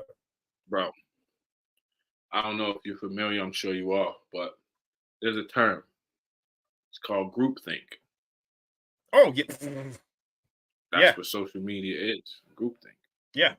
Everybody operates in hives. So you got a bunch of people that are in this hive. Then you got a bunch of people that are in that hive. Then you got a bunch of people in this hive. Then you got a bunch of people over here. Then you got a bunch of people over there. Then you got, if you don't fucking rock with this opinion, you're in this hive. And then you correct. And nomads like us are weird to everybody. Like nomads like me and you that will, because me and Xcel is different. The fact that we asked to do this podcast together was because we're different. But you'll see that we find these through lines. We find these through lines where it's like we don't listen. We don't agree on everything. We're two totally different we have two totally different modes of operation. We have two totally different all type of. But we see that as valuable. Yeah, that's because what's like crazy. I said, we see that as valuable. About hip hop. It's like I said about hip hop. Everybody is needed. Yes. You need me. You need you. You need this guy to do that. You need electricians. You need plumbers. You need everybody is needed in the grand scope of what we talking about, man. Correct. This shit right here is not. This shit right here is, and I think that. Yo, you know how weird it is, bro? And we talked about this a little bit last episode, but like, because I'm still of a different ilk. Like, I see the internet like Neo sees code. This shit doesn't move me. And when it does, I now have a relationship with Xcel because for a long, like, and I told him that. Like, I called him one time and said, my signals are getting crossed here. Is this the algorithm? Is this me? Like, help me out. Let me figure this out. Yeah. But I told him when I called him and did that, I said, I never call nobody for this. Never. But I'm calling a person who I know thinks differently from me to offer me a different perspective. Right. And that's the thing. I see the internet the same way. Yeah. Like I see it like that. I see it like the internet for me is like a pool. Like I jump in, I swim a little bit, and I hop the fuck out. Like, you know what I'm saying? Because it's something that it's like a perfect analogy. The internet for me is like going to like a museum. Yeah. Like I walk through it, I look at, oh shit, look at that. That's fire. Oh, all right, that's cool. I pick this up. I ain't touching that shit. Nice. I might pick some shit up, play with pick it up? Examine it. Put it back down. Okay, that's cool. I'm out. That's cool. And then I'm out of there. Correct. I'm not holding on and attaching myself to none of this shit because at the end of the day, like, you know what I think our synergy is built for two upon? reasons. There's two reasons. Go ahead, I didn't mean to cut you off. Two reasons why I don't attach myself to none of this internet shit. One, because I lived in a time before the internet, so to me this shit is still like not real. Yes. And then two, I know 99% of the shit on the internet is performative and it is not functional in real society. At all. 99% of the shit people post, shit people think, shit people tweet, and shit people say, they would never say in actual real life to a real human. Literally. That's a fact. So, why should I give it any credence outside of making jokes? Correct. Now, if you want to joke, we can joke all motherfucking all day. I'm from the Yo Mama era. We could do this all day. Joke all day, nigga. If you look at my Facebook post, 95% of it is jokes. Jokes, yep. That people are taking serious. It should be taken serious. I don't take none of this shit serious because at the end of the day, bro, this shit is not real. Do you know? And I want people to, like, if you're tuned in and you realize this about me, it's only recently that I started even writing on other people's posts. And like for example, I engage with your post now. That is very rare of me. Like you said, I treated this shit like a museum for so long. So if I had any engagement on fucking social media, it was because people were engaging with me. I wasn't reciprocating that shit because some people's worlds is crazy. I'm not trying to go in that motherfucker. You know what I'm saying? So I'm just a stare away. And then, but now, because I understand the conversation we had about, I have no patience for adults, but I have to find some now. My method has been curated for young people, but I need to apply that same method to older people, which means I got to go back into the fray a little bit to pull some people to, because you know, changing people sometimes is they have to do it themselves, or sometimes some people need to be fucking dragged there. And I got to be able to apply all methods. But one thing that I think is dope about our synergy, and this is the main reason when you was like, let's do a pod, is because two things. We see that museum thing for sure. And then it's our ability to, I've seen you I've watched everything. So I've seen your ability to respectfully disagree with people, agree to disagree. And I've seen you even deal with when people don't want to accept that. And you still maintain the energy of like, bro, it's not that serious. It's fucking talking online. You got it. Like, if that's the fucking, like, my thing is, I always look at people and be like, bro, if that's the hill you want to die on, like, okay. What does it change? Does it move the needle? Like, don't change shit arguing with a nigga online.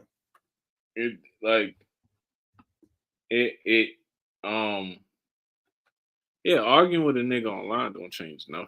Nothing, bro. We watching a bunch of niggas argue about men, women, relationships.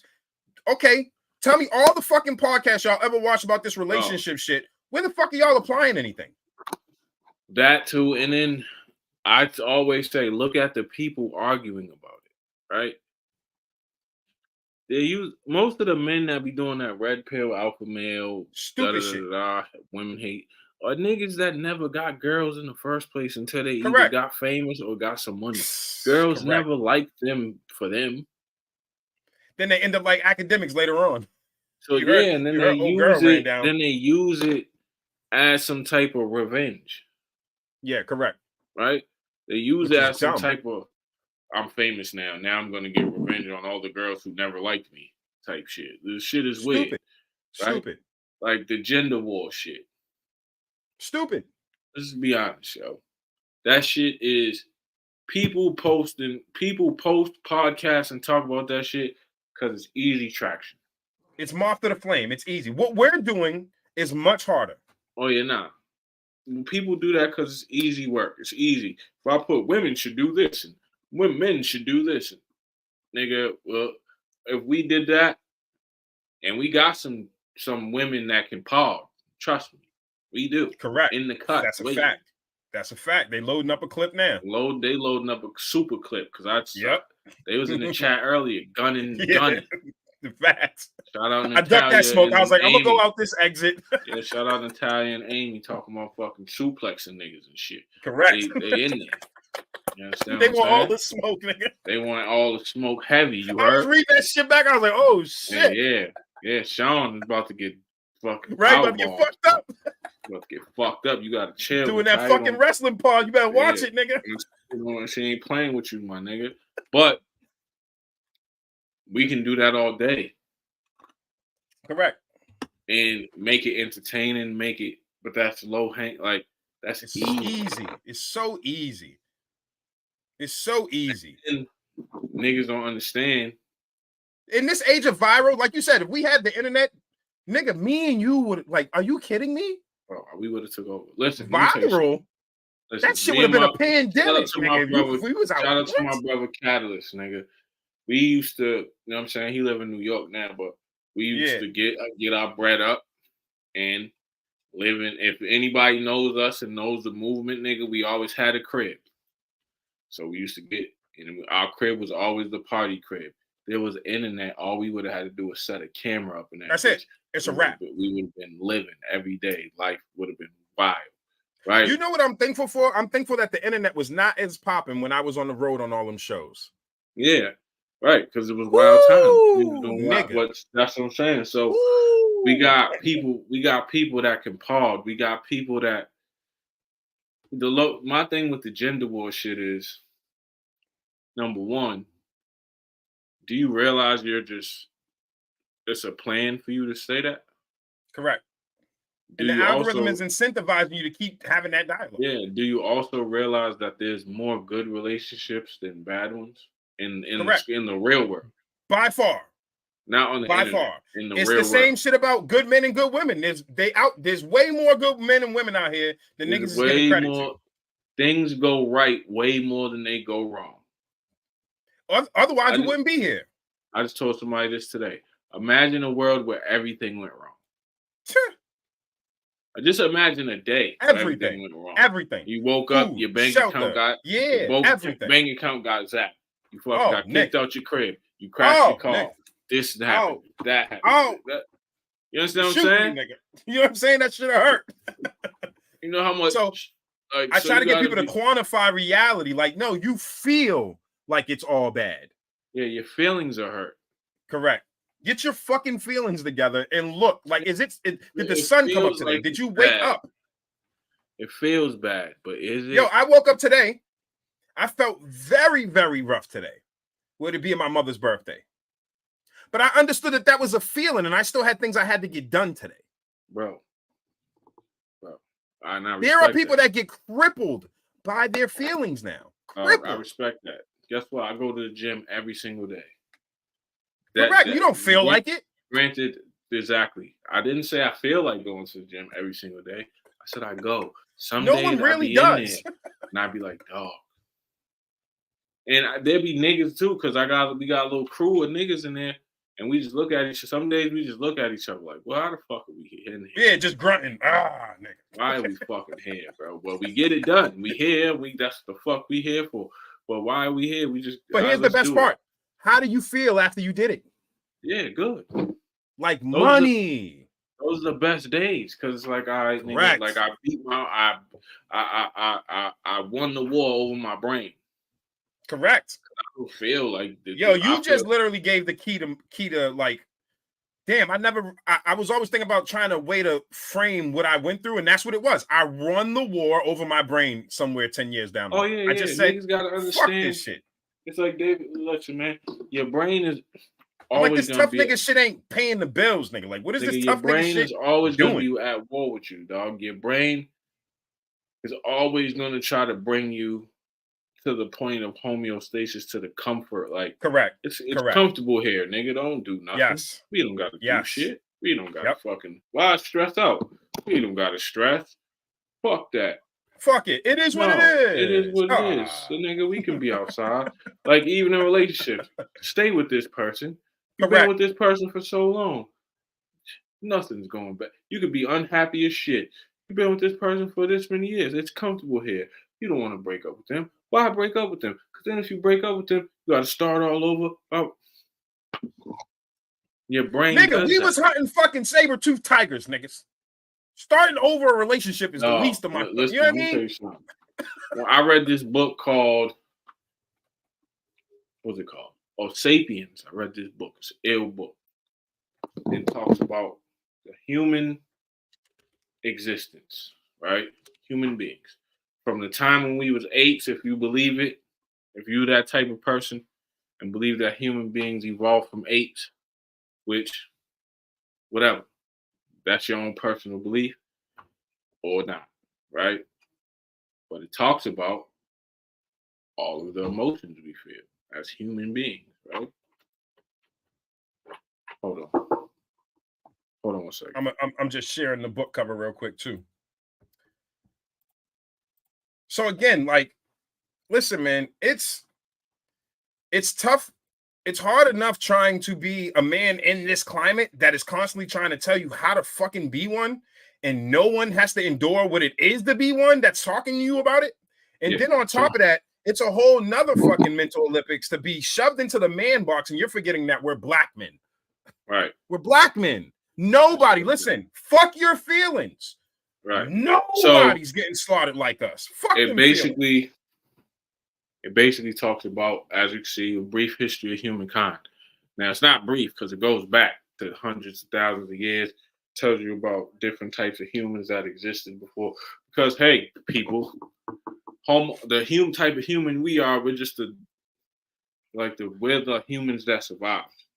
But there we was killed all the Neanderthals and shit, right? There was other types of humans. There was Neanderthals. There was Homo erectus. There was all types of other humans. We are what Homo sapiens. That's what we are. We're Homo sapiens. Correct. Right. So, right. Most of our fear and anxiety come from one thing. Two things. Us jumping up in the food chain, right? Because we had tools and shit. We jumped up in the food chain. Now, before, it would be we could kill a fucking rabbit, right? But we would have to worry about a lion eating us. Correct. So we'd be anxious and shit. But then we jumped up in the food chain so fast that our brains never, because if you look at any other animal that's at the top of the food chain, you know, like, nigga, that shit, nigga. Look at a shark, look at a lion, look at a tiger. You know what I'm saying? Like, them shits is killers, nigga. Like, you know what I'm saying? Apex predators. Built for it, period. Built for killing. We aren't. No, we're hairless, soft, doughy shit. we just have tools and shit. So we jumped up our rank in the food chain so fast that we still carry the anxieties and inferiority complexes of that time, right? Because of our jump in the food chain. Like, nigga, we went from like 9th to 1st. You feel me? So nature couldn't adjust and we couldn't adjust.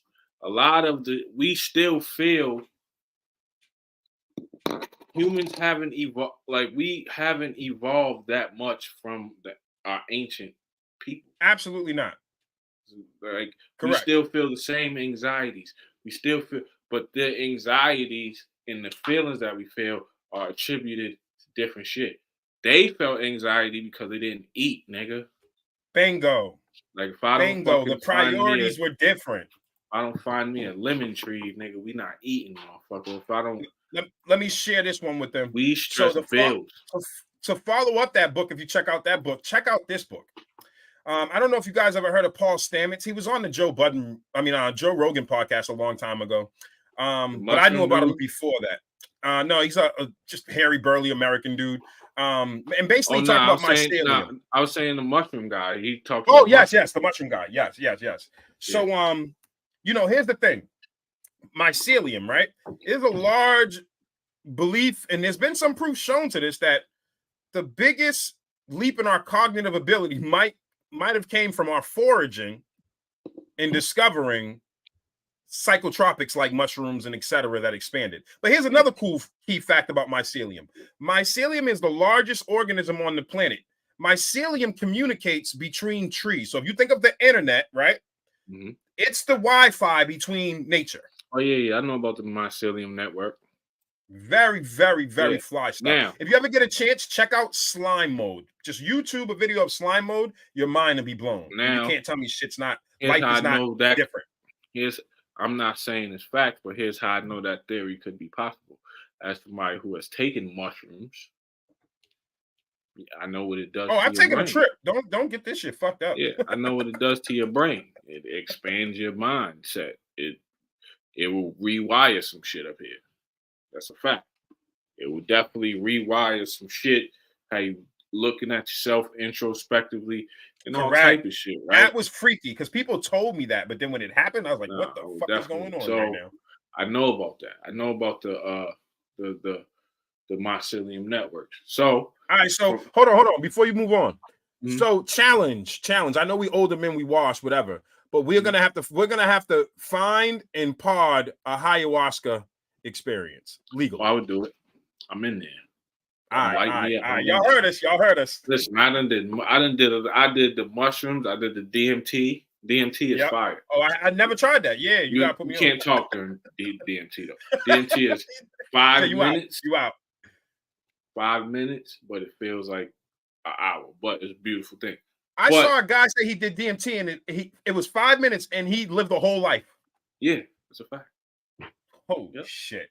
Holy 5 shit. minutes, and you see, if I could explain it, the best way I could explain it is, like, nigga, like, you get this feeling like, oh shit, I know what this shit is. You know there's a world inside of a world. Like, you see, like, I seen geometric shapes and pattern, all type of crazy.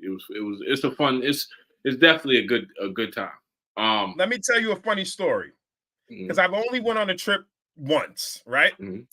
Let me tell you a funny story. So 2016, remember them Tiki Torch guys came to Boston Commons?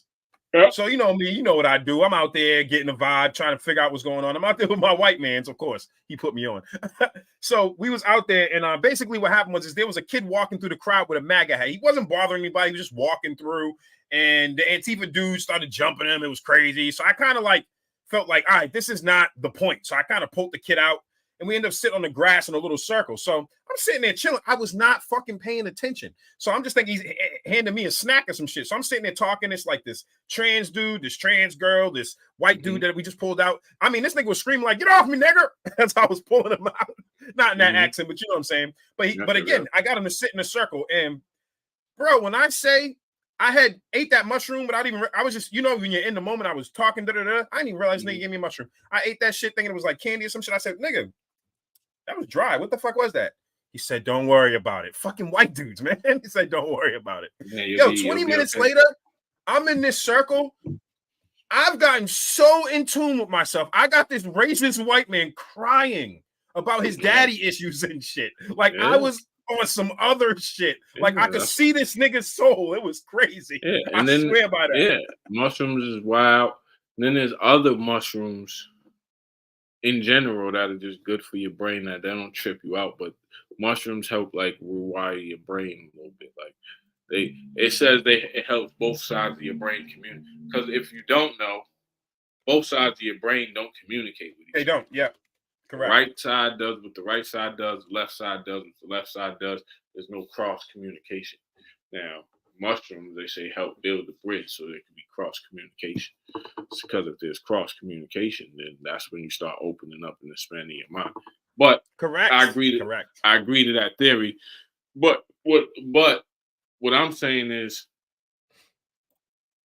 human beings, our emotions that we have, right? Because I seen Mark said we have passed down trauma. It's not even trauma. It's deeper than trauma. Our emotions that we have, it was for a thing. It was for a specific role. It was epigenetic. Like it's built in. It's for specific. Like, and this is past. We go past slavery. We go back. I'm talking about to when humans was fucking foraging and shit like that. Like before niggas knew how to speak a language. Like when you living in the wild, nigga, you are super alert. Correct. You are, nigga, like you using your anger, you use all of these emotions that we had were for a reason. Now we use them same emotions for trivial shit. Correct. Correct. Shit. Trivial. We lost this major sense of purpose of the village that we had, and we're just out here just making shit up and being angry at whatever the fuck triggers us. Like we be making shit up. Just making shit up, nigga. Yo, it'd be so crazy how much of this shit. Let me show you a little bit of what he's talking about. This is epigenetics and how it relates to your childhood development. So when we talk about things like, the idea between nature and nurture, it's the emergent area of science research that shows how environmental influences children's experiences actually affect the expression of their genes. Now, I could take us down a very, very crazy rabbit hole about some of the woke shit that's going on in our community and how that's a plan to change our epigenetics, but I'm not going to do that on this pod today. Yep. Not today. But we'll go into a deeper dive on this about epigenetics, and then you have to start thinking about some of the things you see matriculating across mainstream. That's a fact. Epigenetics is real. It's real. People, listen, man. People don't even understand, or not even understand. Yo. So like, I don't mean to interject. So like, when people say, "Oh, get over slavery," nigga, it's ingrained hundreds of years into us. I'm gonna tell you something about DNA and how DNA works, right? There's a guy. He took. I don't know how he did it, but he did it. He took just to show how much information DNA holds. He took a gram of DNA. I seen this. He dried it. Then he typed. He did some shit, entered in the computer. Put 0101 binary code. And this motherfucker, 1 gram of DNA holds something crazy like 52 exobytes of information or something. Correct. And an exobyte is like 100 terabytes. And that's just a gram. So imagine how much DNA imagine how much information your body, you hold inside your body that you're not even privy to. That's why when people say shit like you have all the information you'll ever need, it's because it's in your DNA already. It's already written. Correct. It's already coded. Correct. It's already, because all your DNA is a code. And correct. And the craziest part is that they don't want us to. So all the psychologists, the top companies, the top brands understand epigenetics. Read what this is, and then you'll understand that marketing is built around your natural triggers, your natural emotions. It's all built around it. We just talked earlier in the chat, and we was talking about they have a goat simulator, one that came out. So people was trolling the game, talking about what is this goat simulator shit. So then they trolled people back, and instead of coming out with a goat simulator 2, they just dropped goat simulator 3. But that was a part of like getting you to react. Now, here's my concern with the processes of epigenetics up until this point. Up until this point, we didn't have the kind of inundation of information and influences that we have in this gratification realm. Our frontal lobes were not made for this much engagement. Nope. Not even close. So we have to start thinking about the fact that we've already seen in our lifetime that attention spans have shorted.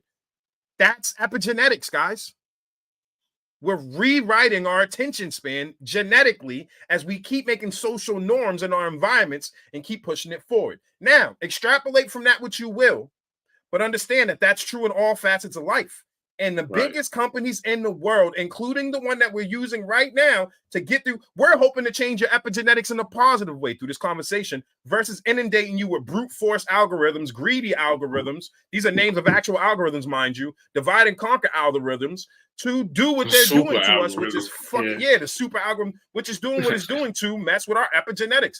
The science, the fact that science is at an all-time low, especially in our brown community, we don't need to know the Queen's English as much as we need to be in tune with the sciences that we created. We created this shit. When you look on the ancient Egyptian walls, when you look on Sumerian tablets, they've been talking about epigenetics since the start. Bro, it's coded in. It's baked into the cake, guys. Baked into the cake. Everything you ever need is already inside of you. Correct. Because it's part of your code. It's nigga, and you are a specific code. One letter off, you would be a whole different. You could be a fucking jellyfish, banana, nigga. A banana. That's a fact. That's a fact. A Rick and Morty banana, nigga. Keeping it a fact, my nigga. Us, and this is why I say we pavement H, nigga, because we share like 98% same genetic code of gorillas and shit. Correct. It's the same thing. We have it in our genes. It's in our genes, nigga. Like, it is what it is, bro. Like, so when people sit around and you got to understand that these people know this on a deeper level. So they play the game on a deeper level. And you got to understand the shit that you're engaging with online is the surface level. It's the surface. Bro, it's nigga, it's the iceberg is down here for real. Correct. Like, you gotta know that these people know. First of all, let's just be for real. With your data, they know you. Yeah, you're fucked. They got you. They know been all of us. They've been We're fucked. Nigga, they know you. They know what you like. They know what you want to see. They know what the fuck you want to. You think you're changing the algorithm. You ain't changing. You can't change your algorithm. You're being herded, it knows what's in your brain. And it knows how to bring you back. It knows what's in your brain. And it keep bringing you back. What, nigga? Correct. You like fucking, nigga, you can, nigga, people say, yo, I was talking about chips, and then they put chips on my phone all day. Yeah, duh. No shit. You think a phone that reacts when you say, "Hey Siri," doesn't listen to you all day? Correct. And you got microphones on all your TV remotes and everything. You think it just shut off, and then when you were just like, "Hey," your PlayStation, Siri, everything. It's in everything, guys. You think your phone is shut off all day, and then when you say, "Hey Siri," it turns on. No, that should have been listening to every word you said. I know sometimes you don't even have to say nothing. It will just give you the algorithm that you. Damn, I was just thinking about this. Correct. Nigga, listen, they just did research recently where they learned how to advertise to you in your dreams. Look, check it. This hasn't happened. Well, it probably happened to me, but just using an example. I just use Apple Pay to buy some fucking coconut water. I bet you I get the fucking ad for it. Oh, yeah, for sure. It's guaranteed. It's guaranteed. And again, it's like there's people that like denying it. The people that are denying it is the only, and this is where it's vitally dangerous. That's why niggas be like, a lot of people in denial. You ever heard the niggas? I'm not doing no face scan, nigga. They know what your face. They know. Like. They know. It's you been don't want to do a face scan, but you got your face on Snapchat that scans your face. 10,000 fucking photos on Facebook and Instagram. You have 15,000 photos, bro. And I only need one. And I only need one. They know all of you have face lock on your phone. I do. Put the phone right to my face. That shit open right up. Yo, you take pictures. It doesn't matter what brand you got. It doesn't matter. You take pictures. They all have their own little gallery thing. And now they're so advanced that it says, "Is this you?" It'll delineate who each person is in the photo. And tag them. Literally. And like, this shit is not a joke, guys. Like, I don't understand. This shit is not a joke. This shit is, and it's like the joke is that you're in denial. Yeah, that's all the joke is. I mean, look at this shit. It literally says people. It has my kids. My kids don't even have social media, but it's identified the faces. Nigga, that's the gag, bro. That you don't think this shit is real. Correct. They got your ass, nigga. Correct. They got Jace. They got you. You understand? All right, so we are down to the last couple of minutes, and if you don't mind, my good sir, because I named the episode "Dear Mama." Yeah. I just want to dedicate this last 2 minutes to my mom, but I also want to tell a story while I do it. So, I grew up in Lennon Street projects in Boston, man, and I was born in '85, man. But and I watched my mother go through the trials and tribulations of growing up in the inner city, the 80s, the crack era, and all of that stuff.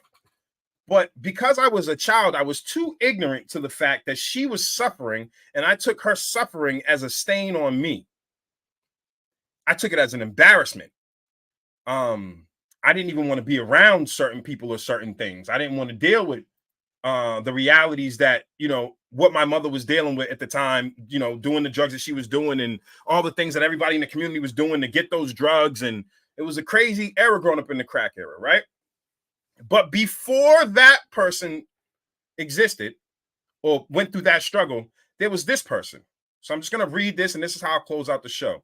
This is full retrospect. I share this with people so we can learn to talk to each other. We just had that conversation about men talking to each other. This is me talking to any of the guys looking or any of the humans looking right now.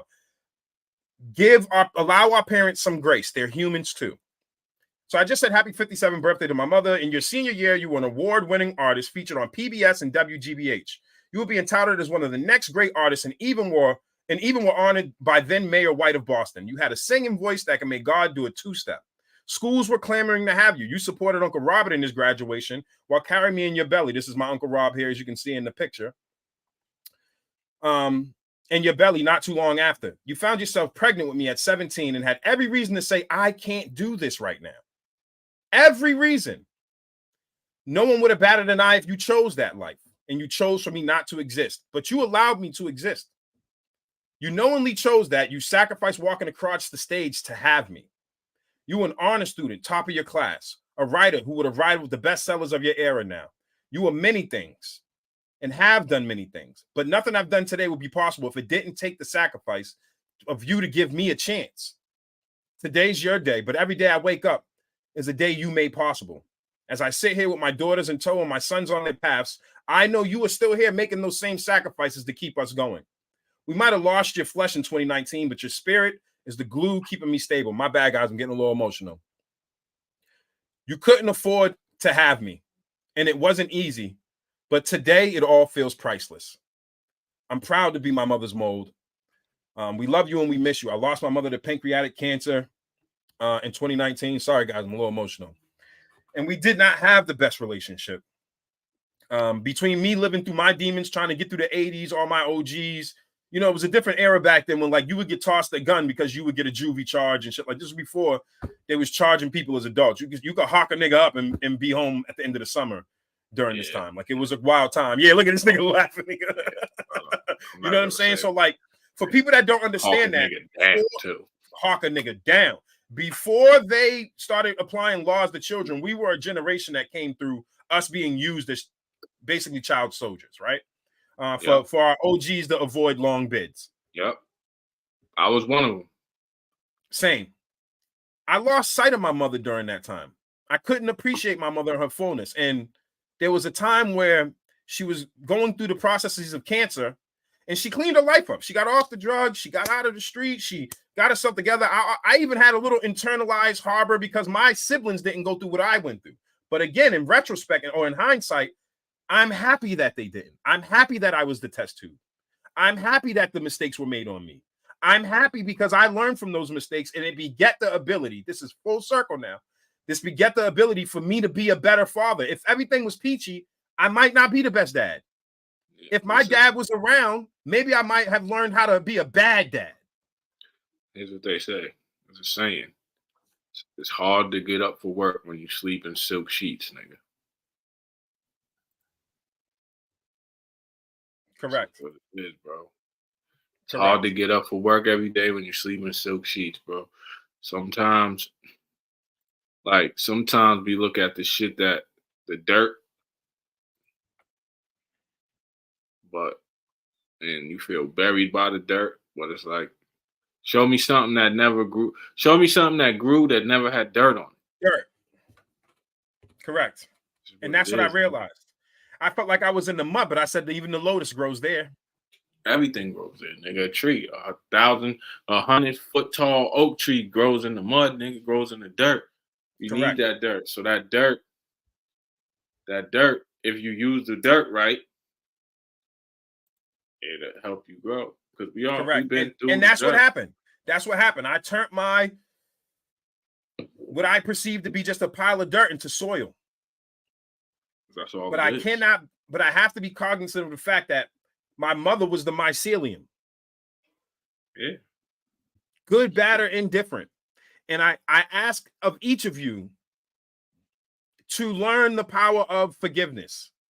Right. That does not mean I still have to interact or engage with unhealthy dynamics. But forgiveness is not for them. It's for you. Mm-hmm. So I just want to leave you with that. That's a fact. Yeah, man. Listen, man. We did it, man. Another one. Life is too short to be beefing with your people.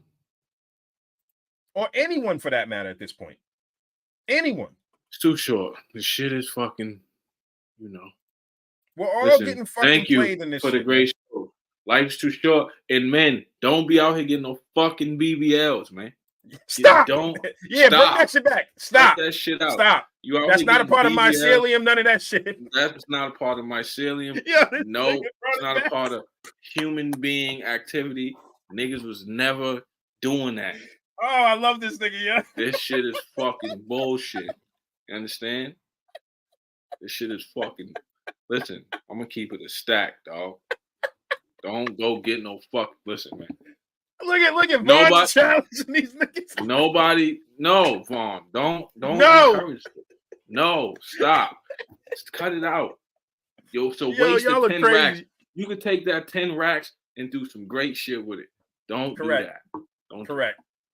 2024. Go buy a house, my nigga. Go buy a house. Go buy a crib. Go open a business, bro. Get that condo. You know what I'm saying? I'd rather you put that shit on a G-Wagon. Yeah, like, come on, that's a down payment on the spot, nigga. Let me see what's up. Yo, nah, don't go to DR. Well, go to DR. She's wilding. Go to DR. But do not, men I'm talking to. Ladies, do it up. Get the BBL. But get it right, though. Get a good one. Don't get the fucking bullshit BBL. But listen what I'm saying. Men, don't do that. Don't get no lipo, nothing. Unless you have a health problem. If you have a health problem, then take care, then get that shit to go. But if you just out here cosmetic, all I'm gonna say is if you on that bullshit, yo, sign up with the God, man. The God's out. He's not just talking it. Yeah, he's walking it. He's in the gym. You know what I'm saying? Sign up with the God. Sign up with me. We can get you right. I got a 30-day challenge going right now. Go to my page. I can get you right. BBL free. You heard? None of that fucking goofy shit. You understand? Yo, we gotta stop putting that. We gotta make a shirt, nigga, like BBL free, like nutritional value. You gotta put the nutritional facts, and then at the bottom, value BBL 0, nigga. 0, nigga.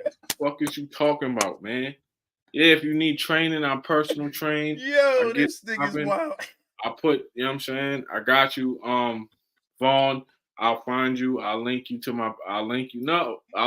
BBL free. We're gonna make a BBL free shirt. It has to happen because y'all niggas out here tripping. Oh God, that's probably gonna be our first multiverse shirt. The BBL free. That's it. No BBLs, man. I'm on it. Hit up Shago. BBLs. We're gonna get it done. We're gonna get that shit cracking. You heard? But yeah, man, we did another episode. We'll be back. Yo, Lacar's crazy. 13% body fat is hilarious. BBL 13% body fat is wild, son. But yeah, we here. We gonna be back Sunday at 7. You know what I'm saying? And we in the building. You know what I mean? This been a great pod, the Xponent Pod. We here. Tap in. Let your people know. This episode will be up on the YouTube page. So if you want to run it back and listen later, we're gonna be up on the YouTube. You know what I'm saying? Just tap in, let your people know, man. Every Wednesday, every Sunday, 7 o'clock, we got some cool shit going on. Correct. And we appreciate y'all, man. So we again, appreciate y'all for tapping in. Yes, sir. Xponent with a God's Pod. Peace out. Take your stabs at me, but I never bleed. X and bother try to hate the God, that's all heresy. Father.